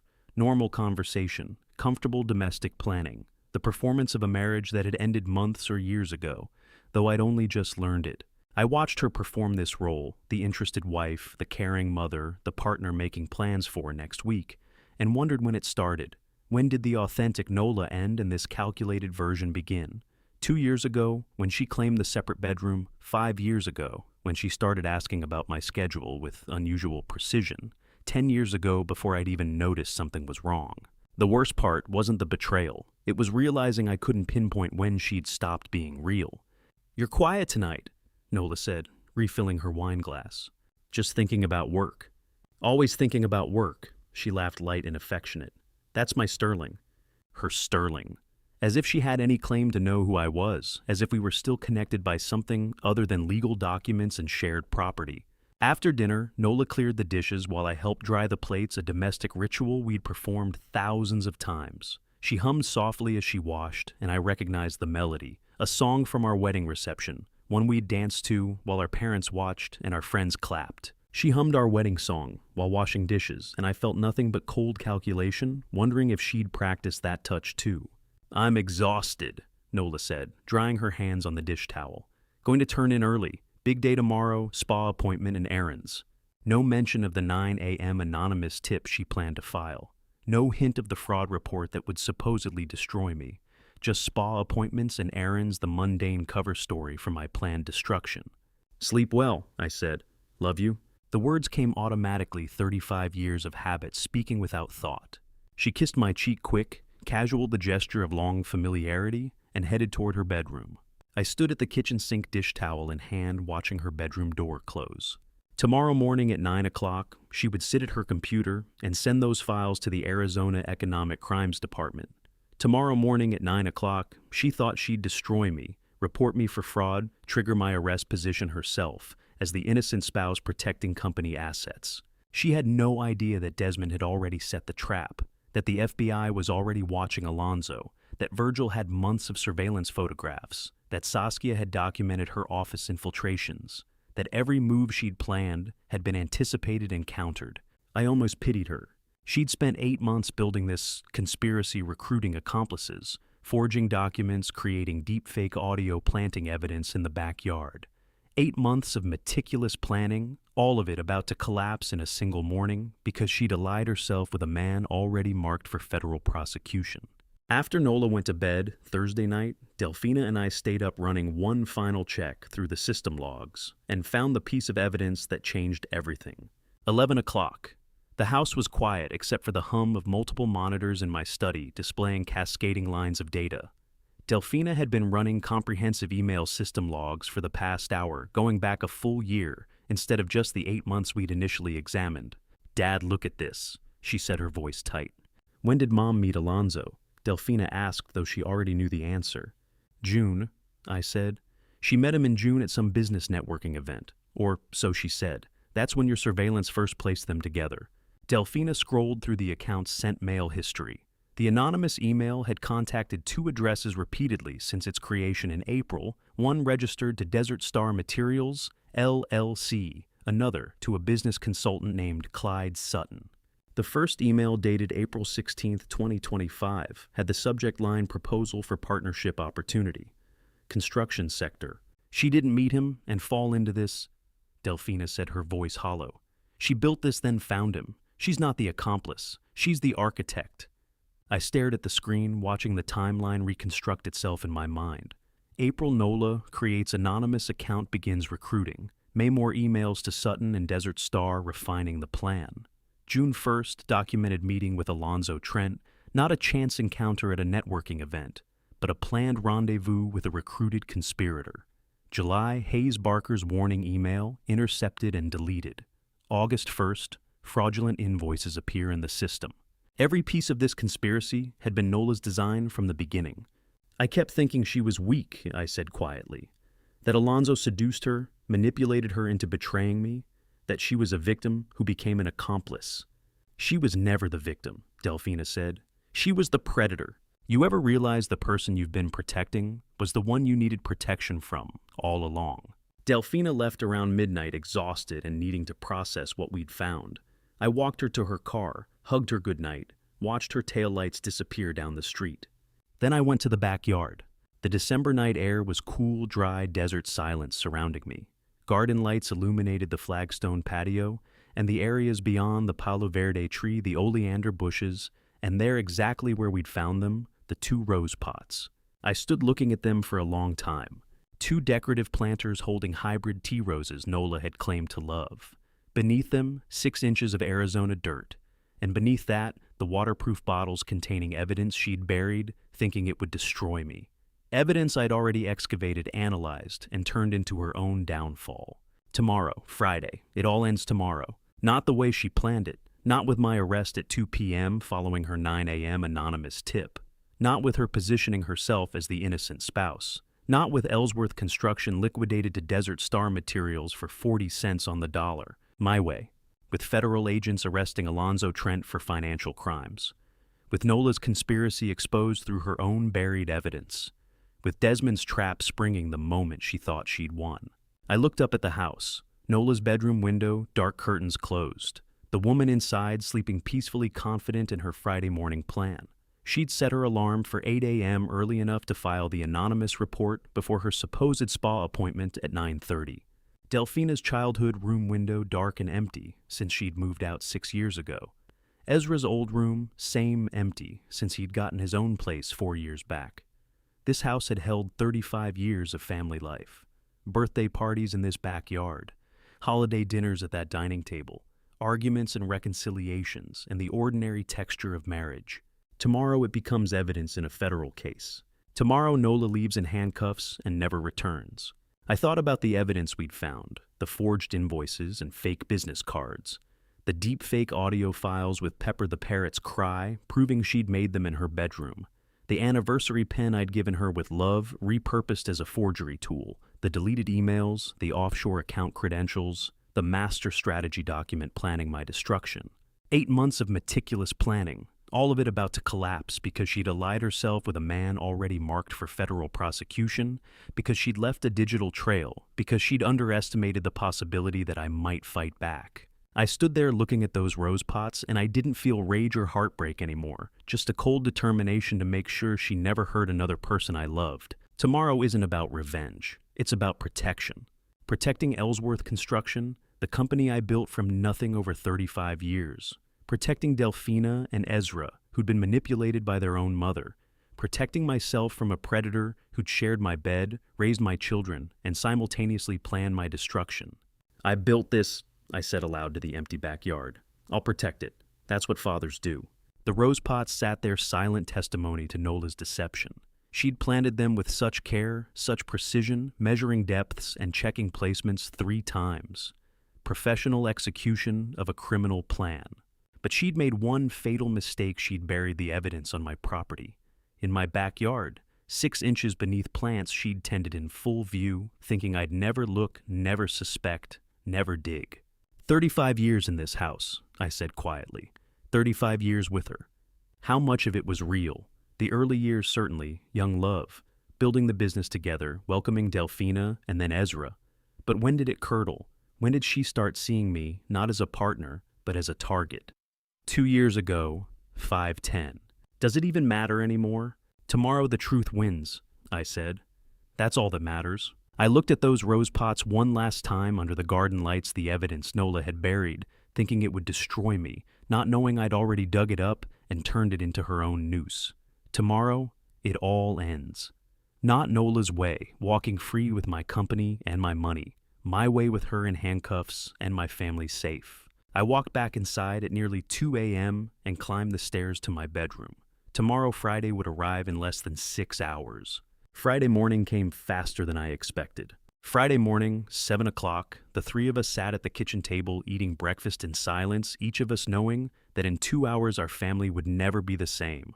I'd slept maybe 3 hours after my backyard vigil, waking at 6 to find Delphina and Ezra already in the kitchen, coffee brewing, the kind of breakfast you eat when you need fuel but can't taste anything. Scrambled eggs, toast, orange juice. Nobody spoke beyond necessary words. "It's coffee," Delphina asked. "Please." "More eggs," Ezra offered. "I'm good." We ate in absolute concentration and heavy silence, checking watches, phones on the table, face up, waiting for the scheduled hour to arrive. At 7:30, sharp Ezra stood. He walked around the table to where I sat, leaned down and kissed my forehead, something he hadn't done since he was maybe 8 years old, before boys learn they're supposed to stop showing affection that way. "I love you, Dad," he said, "no matter what happens today." My throat tightened.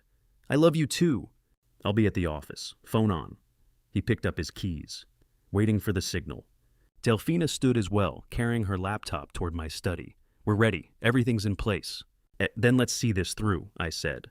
Ezra left through the front door. Delphina disappeared into the study, closing the door halfway. I poured another cup of coffee, opened the newspaper I'd already read online, and waited for Nola to wake. The house settled into morning quiet. I could hear Delphina typing in the study, the low hum of traffic outside, the tick of the wall clock, marking each minute until 8 o'clock. At exactly 8, Nola's bedroom door opened. She emerged in a silk robe, hair perfect, despite supposedly just waking, makeup already applied. She smiled when she saw me at the table. "Good morning," she said, pouring coffee into her favorite mug. "You're up early?" Couldn't sleep, work stress. You work too much. She sat across from me, that familiar domestic arrangement we'd occupied thousands of times. You know what, I'm thinking of staying home all day instead of my usual Friday errands. We could have lunch together. Wouldn't that be lovely? I looked up from the newspaper, meeting her eyes. The performance was flawless, genuine warmth, spontaneous suggestion, the loving wife wanting to spend quality time with her husband. Now that sounds perfect, I said, forcing warmth into my voice. I'd like that. Good. She reached across the table to touch my hand, her fingers warm against mine. Just need to handle a few emails first in my workspace, maybe an hour or so. Then the day is ours. Take your time. She stood, coffee mug in hand, and walked toward the hallway that led to her private workspace, the small room she'd claimed 2 years ago for her meditation and personal correspondence. I returned to the newspaper, though I wasn't reading a single word. The clock read 8:15, 45 minutes until her planned strike. I watched my wife of 35 years pour coffee and smile at me, and felt nothing but the cold certainty that this performance would end within the hour. At 8:30, I set down the newspaper and moved quietly through the house. Delphina sat in the study dual monitors, displaying financial systems and email logs, everything ready for immediate documentation. She glanced up as I passed, gave a single nod. I continued down the hallway. Nola's workspace door was closed but not latched. Through the narrow crack, I could see her seated at her desk, a laptop I didn't recognize, sleeker than our home computer, unfamiliar, clearly kept somewhere I'd never thought to look. I positioned myself against the wall where I could watch without being seen. 8:35. She opened a desk drawer, extracted a small USB drive, inserted it into the laptop, clicked through folders. 8:40. She opened her email client, not her usual account, but the anonymous one Delphina had found in the logs. procure.solutions.az@gmail.com. She began composing a new message. I watched her type the recipient address fraud, .investigations@azeconomics.acurity.gov. Subject line, urgent report, construction fraud, Henderson Plaza, project Phoenix, Arizona. 8:43. She attached files from the USB drive. I couldn't see the file names, but I knew what they were. The forged invoices, the fake bank statements, the fabricated audio files, all the manufactured evidence she'd spent 8 months creating. She typed rapidly in the message body. I caught fragments through the crack. Systematic fraud, substandard materials, false invoicing, Sterling Ellsworth owner, evidence attached. 8:45. Her hand moved to the mouse. The cursor hovered over the send button at the bottom of the screen. She paused, reread the email, adjusted a sentence, checked the attachments again. This has to look perfect, she muttered to herself. One last check. My phone vibrated silently in my pocket. I pulled it out carefully, glanced at the screen. Ezra, Dad, you ready? I switched to the group text thread. Delphina had already responded. Everything documented, waiting for your signal. Through the crack, I watched Nola's cursor move back to the send button. Her finger, the mouse, the send button. 2 clicks away from her own destruction. She took a breath, straightened her shoulders, moved the cursor to send. I typed a single word to Ezra and Delphina now. Nola's finger hovered over the send button, her eyes scanning the accusation email one final time before she'd transmit it to the Arizona Attorney General's Office Financial Crimes Division. My phone buzzed silently in my pocket. Ezra's confirmation that he'd received my signal, that everything was coordinated. I pushed the door open and walked into Nola's workspace, gripping the TV remote tightly, and watched 35 years of lies crumble in real time. Nola's head snapped up from her laptop finger, still hovering over the mouse. The fraud report email sat on screen, ready to send, my name prominently featured in the subject line. "What are you doing?" she asked, her voice tight. "Sterling, I'm in the middle of something." I pressed a button on the remote. The large television screen in the living room, visible through her workspace doorway, flickered to life, mirrored from Delphina's laptop in the study. Surveillance footage filled the screen. Nola and Alonzo Trent entering a Phoenix hotel on a Tuesday afternoon in October, timestamp visible in the corner. Both of them walking close, his hand on the small of her back. Virgil Hampton's watermark at the bottom of the frame. The video cut to a second clip. The same 2 people at an upscale restaurant leaning across a table in intimate conversation. September. Third clip. Nola entering the Desert Star Materials LLC office building in Tempe, meeting Alonzo inside the lobby. August. Nola's face drained of color as she watched herself on the screen. What are you doing?" Her voice shook now. "Turn that off." "No," I said calmly. "I think you should see this. We all should." "That's not what it looks like. I can explain." "Then explain." I gestured to the screen where a fourth clip showed her leaving the same building 2 hours later, carrying a large envelope. "Start with August 19th. What were you doing at Desert Star Materials as Ibarsi? She stood pushing back from her desk. "Sterling, please. This is a misunderstanding. Open your email, Nola, the one you were just preparing to send." Her eyes flickered to the laptop screen, then back to me. "I don't know what you're talking about." I walked to her desk and placed the first piece of evidence on the surface in front of her, the jeweled blue ballpoint pen from our 10th anniversary, sterling silver, sapphire cap. The pen she'd used to practice forging my signature. "Recognize this?" I asked. She stared at it, saying nothing. I placed the second item, the burner SIM card from her makeup vanity still in its plastic packaging, with the slip of paper showing bank account login credentials. "How about this?" Third item, Saskia Kent's written statement, 3 pages, documenting 6 office visits with specific dates and times. Fourth, Merritt Wolf's audio forensics report, highlighting the African gray parrot vocalization in the deepfake recordings. Fifth, a printout of the anonymous email account creationprocure.solutions.az@gmail.com, dated April 14th, 2025. 2 months before, she'd supposedly met Alonzo Trent at that networking event. Each piece of evidence I placed on her desk was another layer of truth completely uncovering the scheme she'd built. "Sterling, please," Nola said, her voice breaking. "You don't understand. I was protecting us, protecting this family." "From what?" I asked. "From the money you stole. From the company you tried to frame me for destroying, protecting us. How exactly?" "You don't know what it's like," she said, tears forming. "You're never home. Always at the office, always at construction sites. I was alone for years. So you committed fraud, forgery, conspiracy." "I made mistakes." "You made choices." I picked up the pen. "This pen I gave you with 3 months' savings. You used it to forge my signature on invoices for a company that doesn't exist." The door behind me opened. Delphina and Ezra entered, positioning themselves on either side of me, a united front. Nola looked at her children, and something shifted in her expression from defensive to pleading. "Delphina, Ezra, please understand. I was lonely. Your father was never home. I made mistakes, but I love this family. I was trying to protect you from dangerous people who were threatening us." "What dangerous people?" Delphina asked, her voice cold and measured. "Alonzo, he forced me into this. He threatened to hurt you if I didn't help him." "Then why did you create the anonymous email account 2 months before you met him?" Delphina asked. Nola's mouth opened, closed, no answer. Ezra stepped forward and placed a manila folder on the desk among the other evidence. Hayes Barker's dossier on Clyde Sutton. I watched Nola's eyes land on the name printed on the folder tab. "Clyde Sutton," Ezra said. "Nevada contractor license revoked 7 years ago for materials fraud. Connected to Alonzo Trent's underground casino network. Multiple aliases. Known for construction industry schemes." He opened the folder, revealing documentation. "Criminal background check. Nevada State Contractors Board, disciplinary action. Photographs of Sutton with Alonzo at various locations. He called me 4 months ago," Ezra continued. "Offered cheap materials for Henderson Plaza, new details only someone with inside access would know."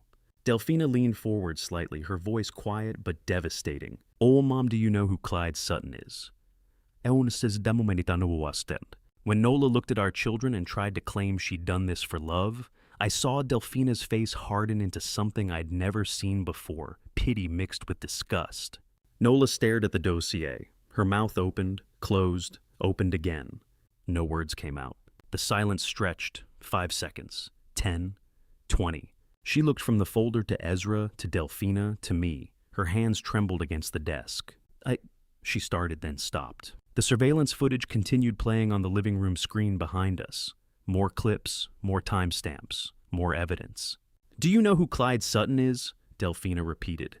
Nola's face crumpled, not in grief or remorse in the realization that she'd been caught, that every lie she'd constructed had been dismantled, that her children were looking at her with the same cold assessment I'd used when examining the buried evidence.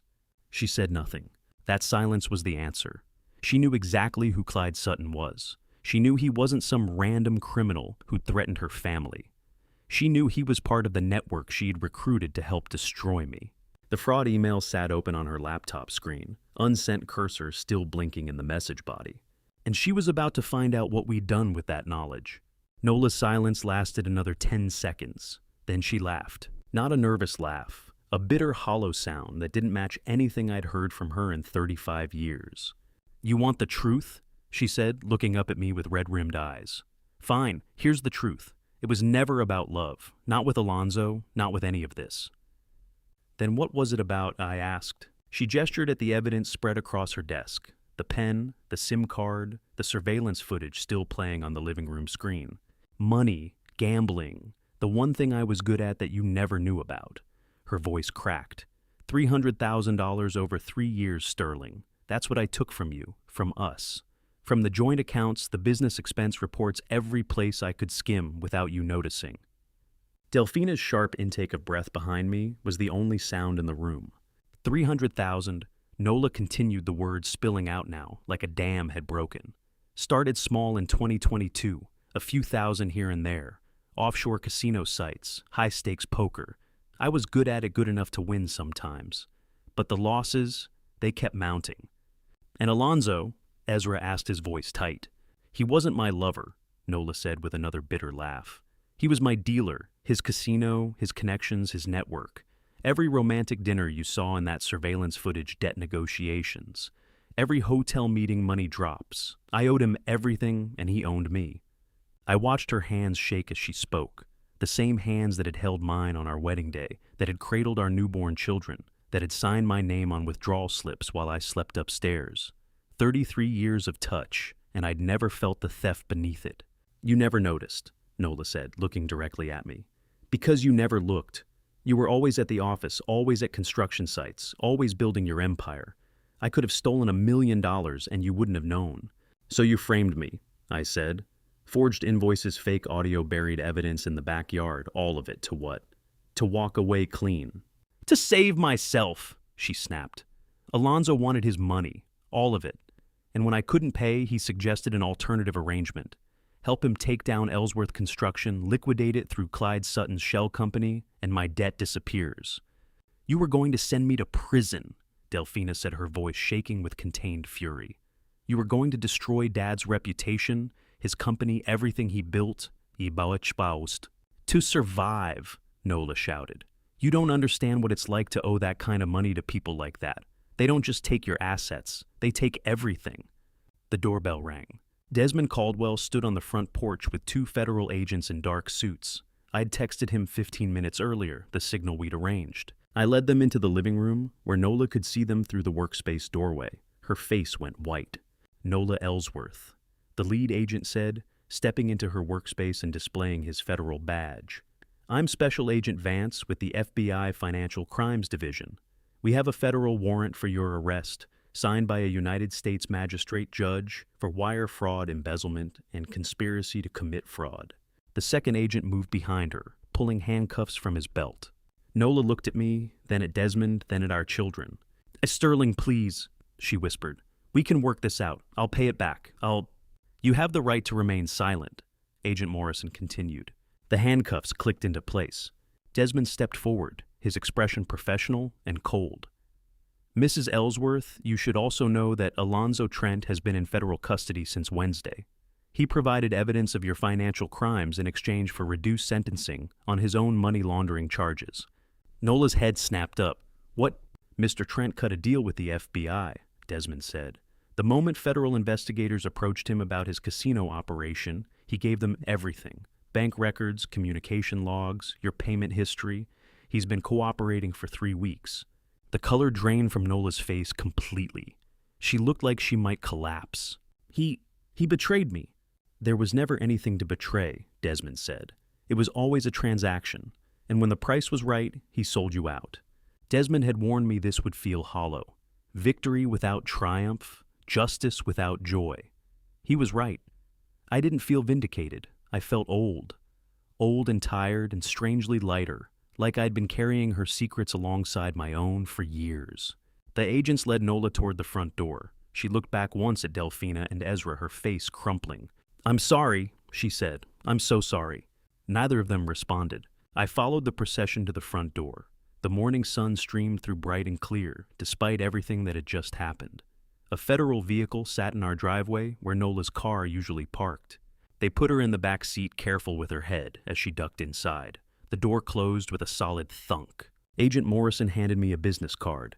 "We'll need formal statements from you and your children. Mr. Caldwell has the details." Thank you," I said. The vehicle pulled away, carrying my wife of 35 years toward federal processing arraignment and whatever came after, carrying her away from this house, this family, this life she'd tried to destroy. I stood watching the investigation vehicle drive away. Ezra stepped up beside me on the right, his hand finding my shoulder. Delphina moved to my left, her fingers intertwining with mine. Three of us, standing firm. The house behind us, our home for 33 years, felt different now. Emptier, yes, but cleaner somehow. The weight of her deception had lifted, leaving only the truth and the three people who'd fought to protect it. "Dad," Delphina said quietly. I squeezed her hand. "I'm okay." "Are you—" I looked at my children, both of them standing with me on this threshold between the past and whatever came next. "I will be," I said. Ezra's grip tightened on my shoulder. Delphina leaned her head against my arm. We didn't speak after that. We didn't need to. We'd survived the worst together, and we were still standing. This is our home.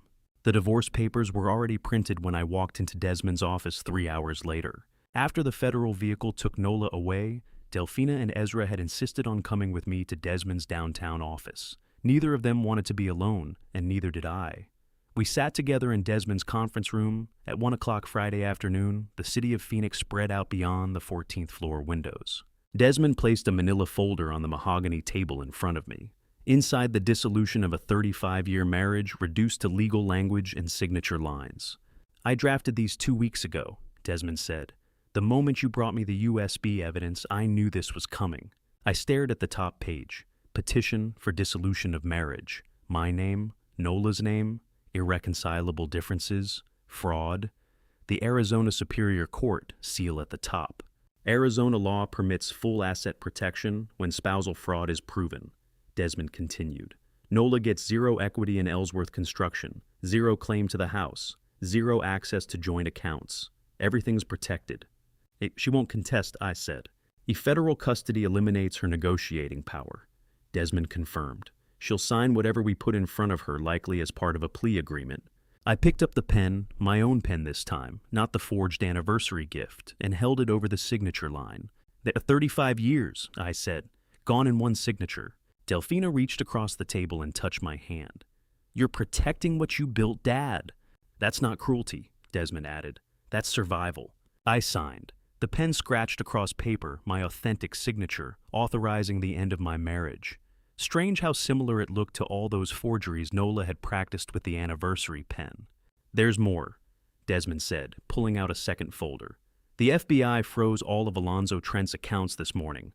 Desert Star Casino, Desert Star Materials LLC, every shell company connected to his operation.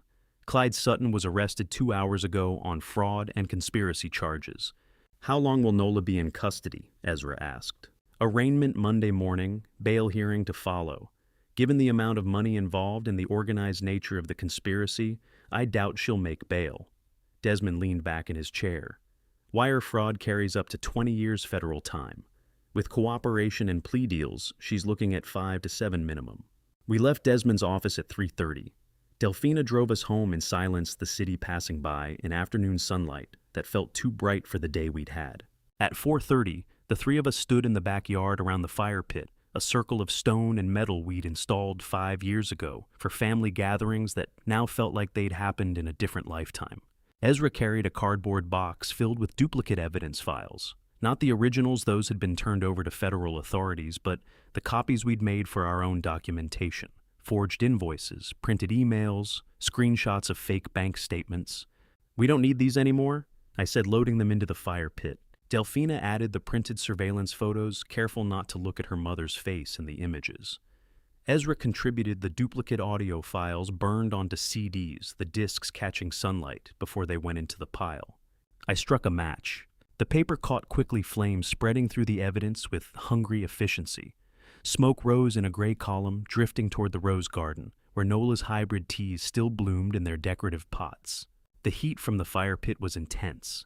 As the smoke passed over the roses, I watched the petals begin to wilt. The red blooms, so carefully tended, started curling at the edges. Brown spots appeared. Petals loosened and fell. "These roses were always Mom's," Ezra said quietly. "Never really yours." "Just let them die," I said. "We'll plant something honest." We stood there watching evidence burn and roses wither for nearly an hour. Nobody spoke except to occasionally add more paper to the flames. The pile of forgeries and conspiracies reduced to ash, just like the relationship they'd been designed to destroy. The roses curl black at the edges, petals falling, like everything beautiful I thought I'd built with her. By 6 o'clock, the fire had burned down to embers. The rose garden looked decimated, heat-shocked plants with blackened petals scattered across the flagstone patio, like confetti at a funeral. Delphina stood beside me, watching the last flames flicker and die. "Do you regret it, Dad?" she asked. I thought about the question. Regret what exactly? The marriage. The 35 years exposing Nola's crimes, fighting back instead of letting her destroy me. I looked at the burned evidence, at the dying roses, at the 2 children who'd stood beside me through the worst week of my life. "No," I said, "I don't regret it. Not even—" Delphina trailed off, gesturing at the house, the garden, the visible remnants of our family life. "I don't regret finding the truth," I clarified. "I regret the 3 decades I spent defending a fiction. I regret not seeing it sooner, but discovering what she was doing, stopping her protecting you and Ezra and the company." I shook my head. No regret there. A rose petal detached from the nearest plant and drifted to the ground. Then another. The heat damage was terminal. These plants wouldn't recover. "What will you plant instead?" Ezra asked. "I don't know yet," I admitted. "Something that doesn't need as much attention. Something that can grow without me having to tend it constantly." "Something honest," Delphina said, echoing my earlier words. "Yeah, something honest." We stood there as the December sun dropped toward the horizon, 3 people in a backyard that would never be the same, watching rose petals fall like ash, and knowing that tomorrow we'd start the work of rebuilding. Time to plant something else. We sat in Dr. Prescott's waiting room, like strangers at a funeral, none of us sure whose grief we were mourning. A week had passed since Nola's arrest. 7 days of phone calls with attorneys' statements to federal investigators and careful non-answers to concerned friends and business associates asking if we were okay.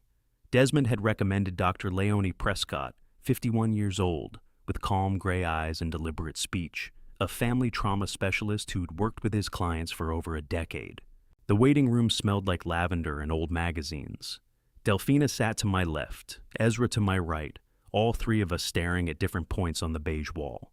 None of us had spoken since we'd arrived 15 minutes early. A door opened. Dr. Prescott stepped out, a professional and warm, without being intrusive. "Come in," she said. Her office was deliberately neutral, soft lighting, comfortable chairs arranged in a loose circle, no couch for lying on, like you see in movies. We sat. She settled into her chair and pulled out a simple notepad. "I've read the police report," she said, without preamble. "The news coverage, the federal complaint. So we don't need to spend time on what happened. I know what happened." I felt Delphina tense beside me. "What I'd like to know," Dr. Prescott continued, looking directly at me, "is—" The question caught me off guard. 1992. Your 10th anniversary, the year you gave her that pen. I opened my mouth, closed it. The answer wasn't simple.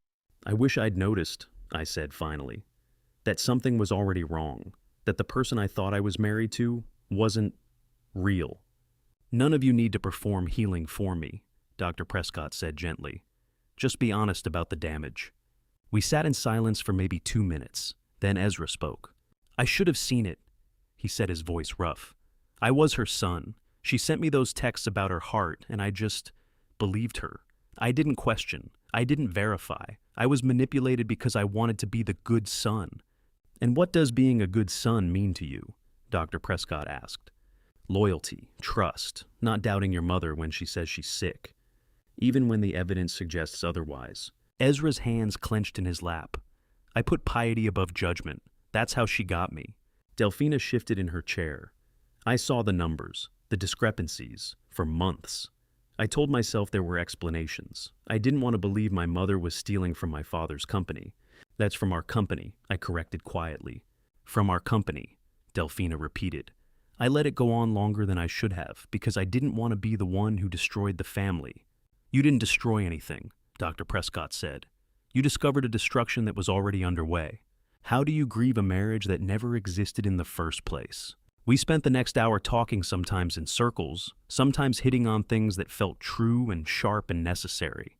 Dr. Prescott didn't offer easy answers or false comfort. She just listened, redirected when we got lost, and occasionally offered observations that cut deeper than I expected. At the end of the session, she leaned forward slightly. Here's what I want you to understand, she said. You didn't lose 35 years of happiness. You lost the illusion those 35 years were real. Those are very different things. Delphina wiped at her eyes. Ezra stared at his hands. I felt the words settle somewhere in my chest, where the grief had been living all week. The happiness you felt, some of it was real, Dr. Prescott continued. Your children's births, building the company, the good moments, those existed, but the framework around them, the marriage, the partnership, the trust, that was fiction. Grieve the fiction, but don't let it erase the real parts. We left her office at noon, blinking in bright December sunlight. None of us spoke on the drive back to the office. By Friday of that same week, Ezra had made his decision. I found him at his desk in the project management office, packing his belongings into a cardboard box. Delphina stood nearby, her expression carefully neutral. Ezra, I said. I'm leaving, he said without looking up. Not fired, voluntarily. I need space to figure out who I am when I'm not being manipulated. You don't have to. I do, he interrupted gently. Dad, I was manipulated because I put piety above judgment, loyalty above critical thinking. I need to relearn using my head before my heart. I can't do that here. Watching my son pack his desk feels like watching him leave for college again, except this time, I am the reason he feels forced to leave. I watch as he places his engineering certifications in the box, followed by his project binders and the coffee mug Delphina gave him last Christmas. He left his hard hat hanging on the wall hook. Last item, the framed photo from his desk. The four of us, me, Nola, Delphina, Ezra, taken at the Henderson Plaza, groundbreaking 2 years ago. Everyone smiling, Nola's hand on my shoulder. Ezra stared at the photo for a long moment, then placed it face down in the box. You're always welcome back, I said. When you're ready. He nodded, picking up the box. I know. Delphina hugged him at the door. Call me every week. Ezra turned to me, setting the box down one last time. He extended his hand. I shook it, then pulled him into a hug instead. I'm proud of you, I said, for knowing what you need. I learned it from you, he said. Eventually, he picked up the box and walked to the door. Stopped, turned back. They see you on the other side, Dad. I didn't ask which side. I knew. The side where we stop pretending loyalty means silence. The side where family is built on truth instead of obligation. The side where my son becomes the man he needs to be, not the man his mother tried to make him. We'll see you there, I said. He left. The office felt emptier. Delphina stood beside me, both of us, watching the space where he'd been. He'll be okay, she said. I know, I said. We all will be, eventually. 3 years later, I stand at the fence line of an elementary school renovation site, watching my son build something honest. Ezra left Ellsworth Construction in late December 2025. For the first year I heard from him only through Delphina. He'd started working for a small residential contractor, learning the business from the ground up, despite having a decade of project management experience. Second year he called me once a month. Third year he opened his own firm, Ellsworth Remodeling and Repair. Small operation, 4 employees, clean books, honest bids, slow but steady growth. And now, December 2028, he's won the contract to renovate the auditorium and add 3 classrooms to Meadowbrook Elementary School in North Phoenix. I'm watching his crew frame the addition, and I can see everything he's learned in the precision of their work. It's check the level twice, Ezra calls out to a young man on the ladder. We don't fix mistakes with excuses here. He learned that the hard way. Good. The young man adjusts the beam checks, the bubble level nods. Ezra moves to the next section clipboard and hand-marking measurements. He's wearing work boots and jeans, a company polo shirt with his business logo. Simple, professional, nothing flashy. He notices me standing at the fence and stops. "Dad," he says, walking over. "Didn't expect you here. Delphina mentioned you won the Meadowbrook contract. Wanted to see how it's going." He smiles, genuinely pleased. "Going well. We're 3 days ahead of schedule, actually. Crew's good. Materials came in on time." I look past him at the construction site. Everything organized, clean, professional. "You're doing good work," I say. He nods that quiet pride I recognize from looking in mirrors. "Thanks. It means a lot coming from you." Watching him work is like watching a bone heal, slow and visible beneath the surface, but stronger at the break point. We stand there for a few minutes, father and son, separated by a chain-link fence and 3 years of necessary distance. He's different now, steadier, more confident in a way that doesn't need external validation. We actually beat Ellsworth Construction on this one. Ezra says almost shy about it. First time going head-to-head. School district put it out for bid, and we undercut you by 8%. 8% exactly. "You earned it," I say. "Your bid was solid." "It felt good," he admits. "Winning on merit, not because of the family name or connections, just honest numbers and good work." I nod, keeping my expression neutral. What he doesn't know, what I'll never tell him, is that I reviewed the bid myself before Delphina submitted it. Saw the school district specs, saw Ezra's proposal come in at a reasonable price point that would give him a modest but sustainable profit margin. Saw how close it was to what Ellsworth Construction's bid would naturally be, and deliberately inflated ours by 8%. Not obvious, not charity, just enough to ensure his company would undercut us while still making it look like he'd simply bid smarter. I made sure Delphina used slightly higher material estimates, added buffer time to the labor hours, built-in contingencies we didn't really need. Ezra's bid was good, genuinely good. He would have been competitive regardless, but I made certain he'd win. "And how's business otherwise?" I ask. "Steady," he says. "Mostly residential right now, kitchen remodels, bathroom additions, that kind of thing. This is our first commercial job. If we do it right, could open doors to more school district work." "You'll do it right." "Yeah," he says quietly. "I will." He doesn't know that Delphina provides free cash flow consulting on weekends, reviewing his books and helping optimize his margins without ever taking credit. Doesn't know she steers small commercial opportunities his way when Ellsworth Construction is too busy to take them. Doesn't know we've quietly built a support structure around him that looks like coincidence and good fortune instead of deliberate family protection. Some fathers leave money, some leave land. I'll leave him the belief he earned every inch on his own. "I should get back to work," Ezra says, glancing at his crew. "Want to grab dinner sometime this week?" "I'd like that." "Good, I'll text you." He pauses at the fence. "Thanks for coming by, Dad. Means something." "I'm proud of you," I say. "The company you've built, the man you've become." His eyes get a little wet. He nods, not trusting his voice, and heads back to the construction site. I watch him for another few minutes. Watch him check measurements, consult with his crew, solve small problems with quiet competence. 3 years ago, he walked away from Ellsworth Construction, carrying a box of belongings and a need to rebuild himself from honest ground. He did it, built something real, something that doesn't carry the weight of his mother's deception or his father's name or anything except his own integrity and skill. And if I helped make that possible by losing a bid, I could have won by creating space for him to succeed, by letting him believe he did it all himself. Well, that's a father's right. I turn away from the fence and walk back to my truck. The first Thursday of every month, we eat dinner under the Palo Verde tree. Not because anyone declared it a tradition, not because we sat down one afternoon and decided that healing required a schedule. It happened the way most real things happen in this family, quietly without ceremony, until one day you look around and realize it's simply who you are now. Delphina drove over the first Thursday after everything settled 2 weeks after the federal vehicle had rolled out of our driveway. She didn't call ahead. She just showed up at 6 o'clock with a container of her grandmother's rice, a bottle of red wine, and the look of someone who had decided that silence was no longer an option.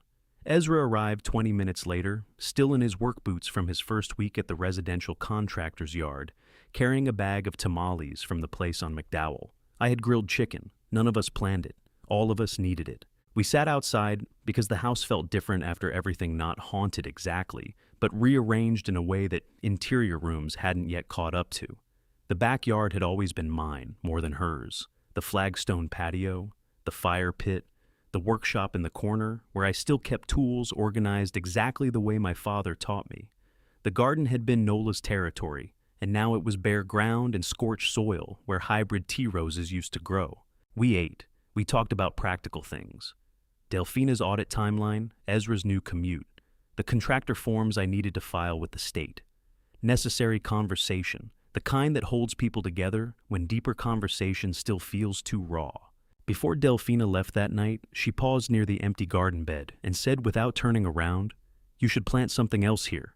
"I know," I said. "And something that doesn't need so much attention," she added. That Saturday morning, I drove to the nursery on Thomas Road and spent 20 minutes talking to a young woman who knew more about desert plants than most people know about their own families. I told her I needed something hardy, something that would grow in difficult soil without requiring constant care. Something honest-looking. She laughed and I said, "Yes, actually, exactly that." She pointed me toward the Palo Verde in the corner of the lot, 3 feet tall, green-barked, already establishing a posture of quiet permanence. I bought it, brought it home in the truck bed, and planted it myself that afternoon, in the exact spot where the first rose pot had concealed a glass bottle full of forged invoices. I tamped the soil down around its roots, watered it, slowly stepped back, and thought, this is what comes next. 3 years later, the tree stands nearly 8 feet tall. Its canopy has spread wide enough that the 3 of us fit comfortably beneath it at the simple outdoor table I built from reclaimed cedar last summer. The bark holds its color through winter. The roots, invisible and deep, have claimed their ground. It blooms yellow in the spring, small flowers, modest, nothing dramatic, and then settles back into steady green for the rest of the year. Tonight, the first Thursday of January, the garden lights have clicked on automatically by the time we finish the main course. The desert air carries that particular winter clarity that feels like a reward for surviving the heat, cool, clean, faintly scented with creosote. Delphina refills the wine glasses. Ezra stacks the plates without being asked the way he's done since he was 12 years old. We don't have an agenda for these dinners. That's the point. The work week gets agendas. These evenings get honesty. The Meadowbrook Auditorium passed final inspection. Ezra says settling back into his chair. Fire marshal signed off Wednesday morning. Building department closes out next week. On schedule, Delphina asks. 2 days ahead. He allows himself a small smile, the contained kind that means more than a wide grin would. The principal asked if we'd bid on the cafeteria renovation in the fall. Separate contract, larger scope. What did you say?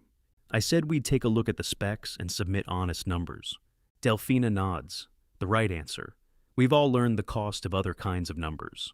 Ezra runs a 4-person operation now himself, a foreman named Garrett, who came up through union work, 2 craftsmen whose skill exceeds their preference for attention. He pays them fairly. His books are clean.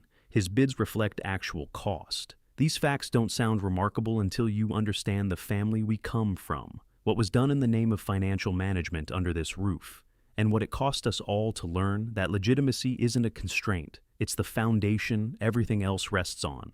I've watched him build his company the same way I watched him learn to frame walls at 16 methodically, with no shortcuts, checking his measurements twice, because fixing a mistake takes 3 times longer than not making it. The precision is his own. The patience came harder, but it came. Dad, Ezra says, "Can I ask you something?" Of course. He looks at the tree above us, tracing the line of a branch with his eyes before coming back to me. Do you ever wish you'd done it differently? Not this. He gestures vaguely at the table, the backyard, the rebuilt life.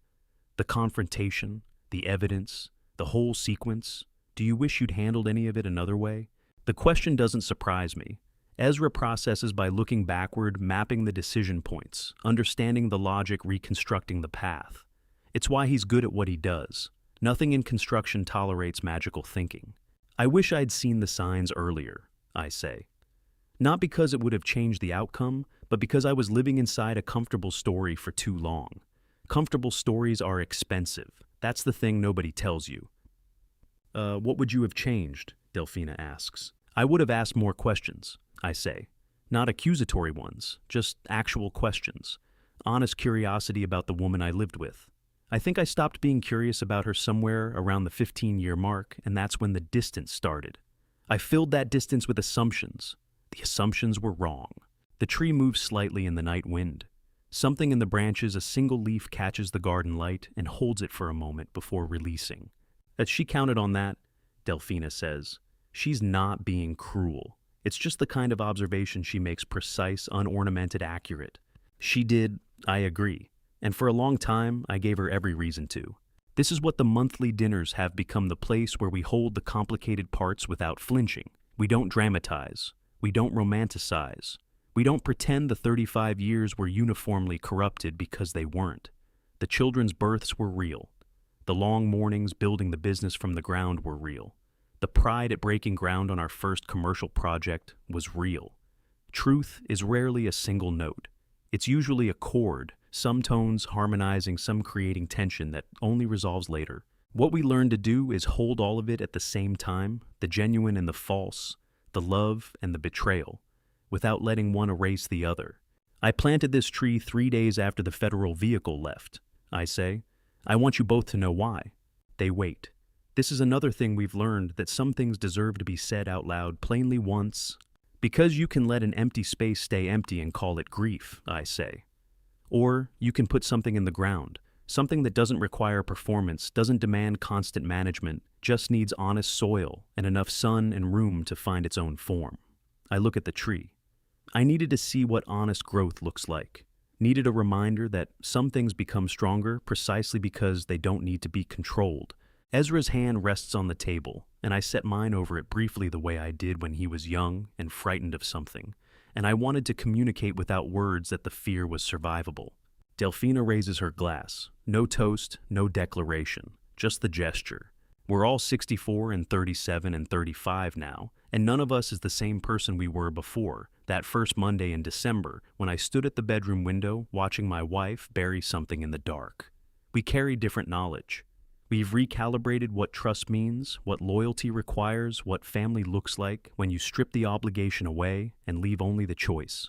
What remains is this 3 people who chose each other when they didn't have to at a cedar table under a tree that asks nothing except to be allowed to grow. That is enough. It has always been enough. The garden lights stay on until 11. We talk until the wine is finished and the air grows cool enough for jackets. Then we carry the plates inside, say our goodbyes at the front door, and go our separate ways into the January night, each of us carrying something steadier than we arrived with. Same time next month, first Thursday, under the tree. And to you listening to my story, remember this family betrayal cuts deeper than any wound you can see, but it also teaches you who you truly are. Looking back, I wish I'd seen the signs earlier. I trusted blindly when I should have asked questions. I let 3 decades of marriage convince me that betrayal was impossible. Don't make my mistake. Trust is sacred, but it shouldn't make you blind. When someone you love shows you who they are through their actions, not their words, believe them the first time. This family story taught me that loyalty isn't about ignoring the truth. It's about standing firm when everything falls apart. When family betrayal happens, you have a choice. Let it destroy you, or let it rebuild you stronger. I chose to protect what remained. I chose my children over my marriage. I chose honesty over comfortable lies. I believe God put me through this to show me what real strength looks like, not in keeping secrets, but in facing them. Every family story has pain. What matters is what you do with it. If this family story resonated with you, I'd love to hear your thoughts in the comments. Have you faced family betrayal? How did you handle it? Please share this with someone who needs to hear it. And if you want more stories about resilience, faith, and family, subscribe to this channel. Your support means everything. Thank you for staying until the very end. It takes courage to listen to hard truths. Remember, some details in this story have been adjusted for reflection and storytelling, but the lesson about trust, strength, and choosing truth over comfort is real. God bless you.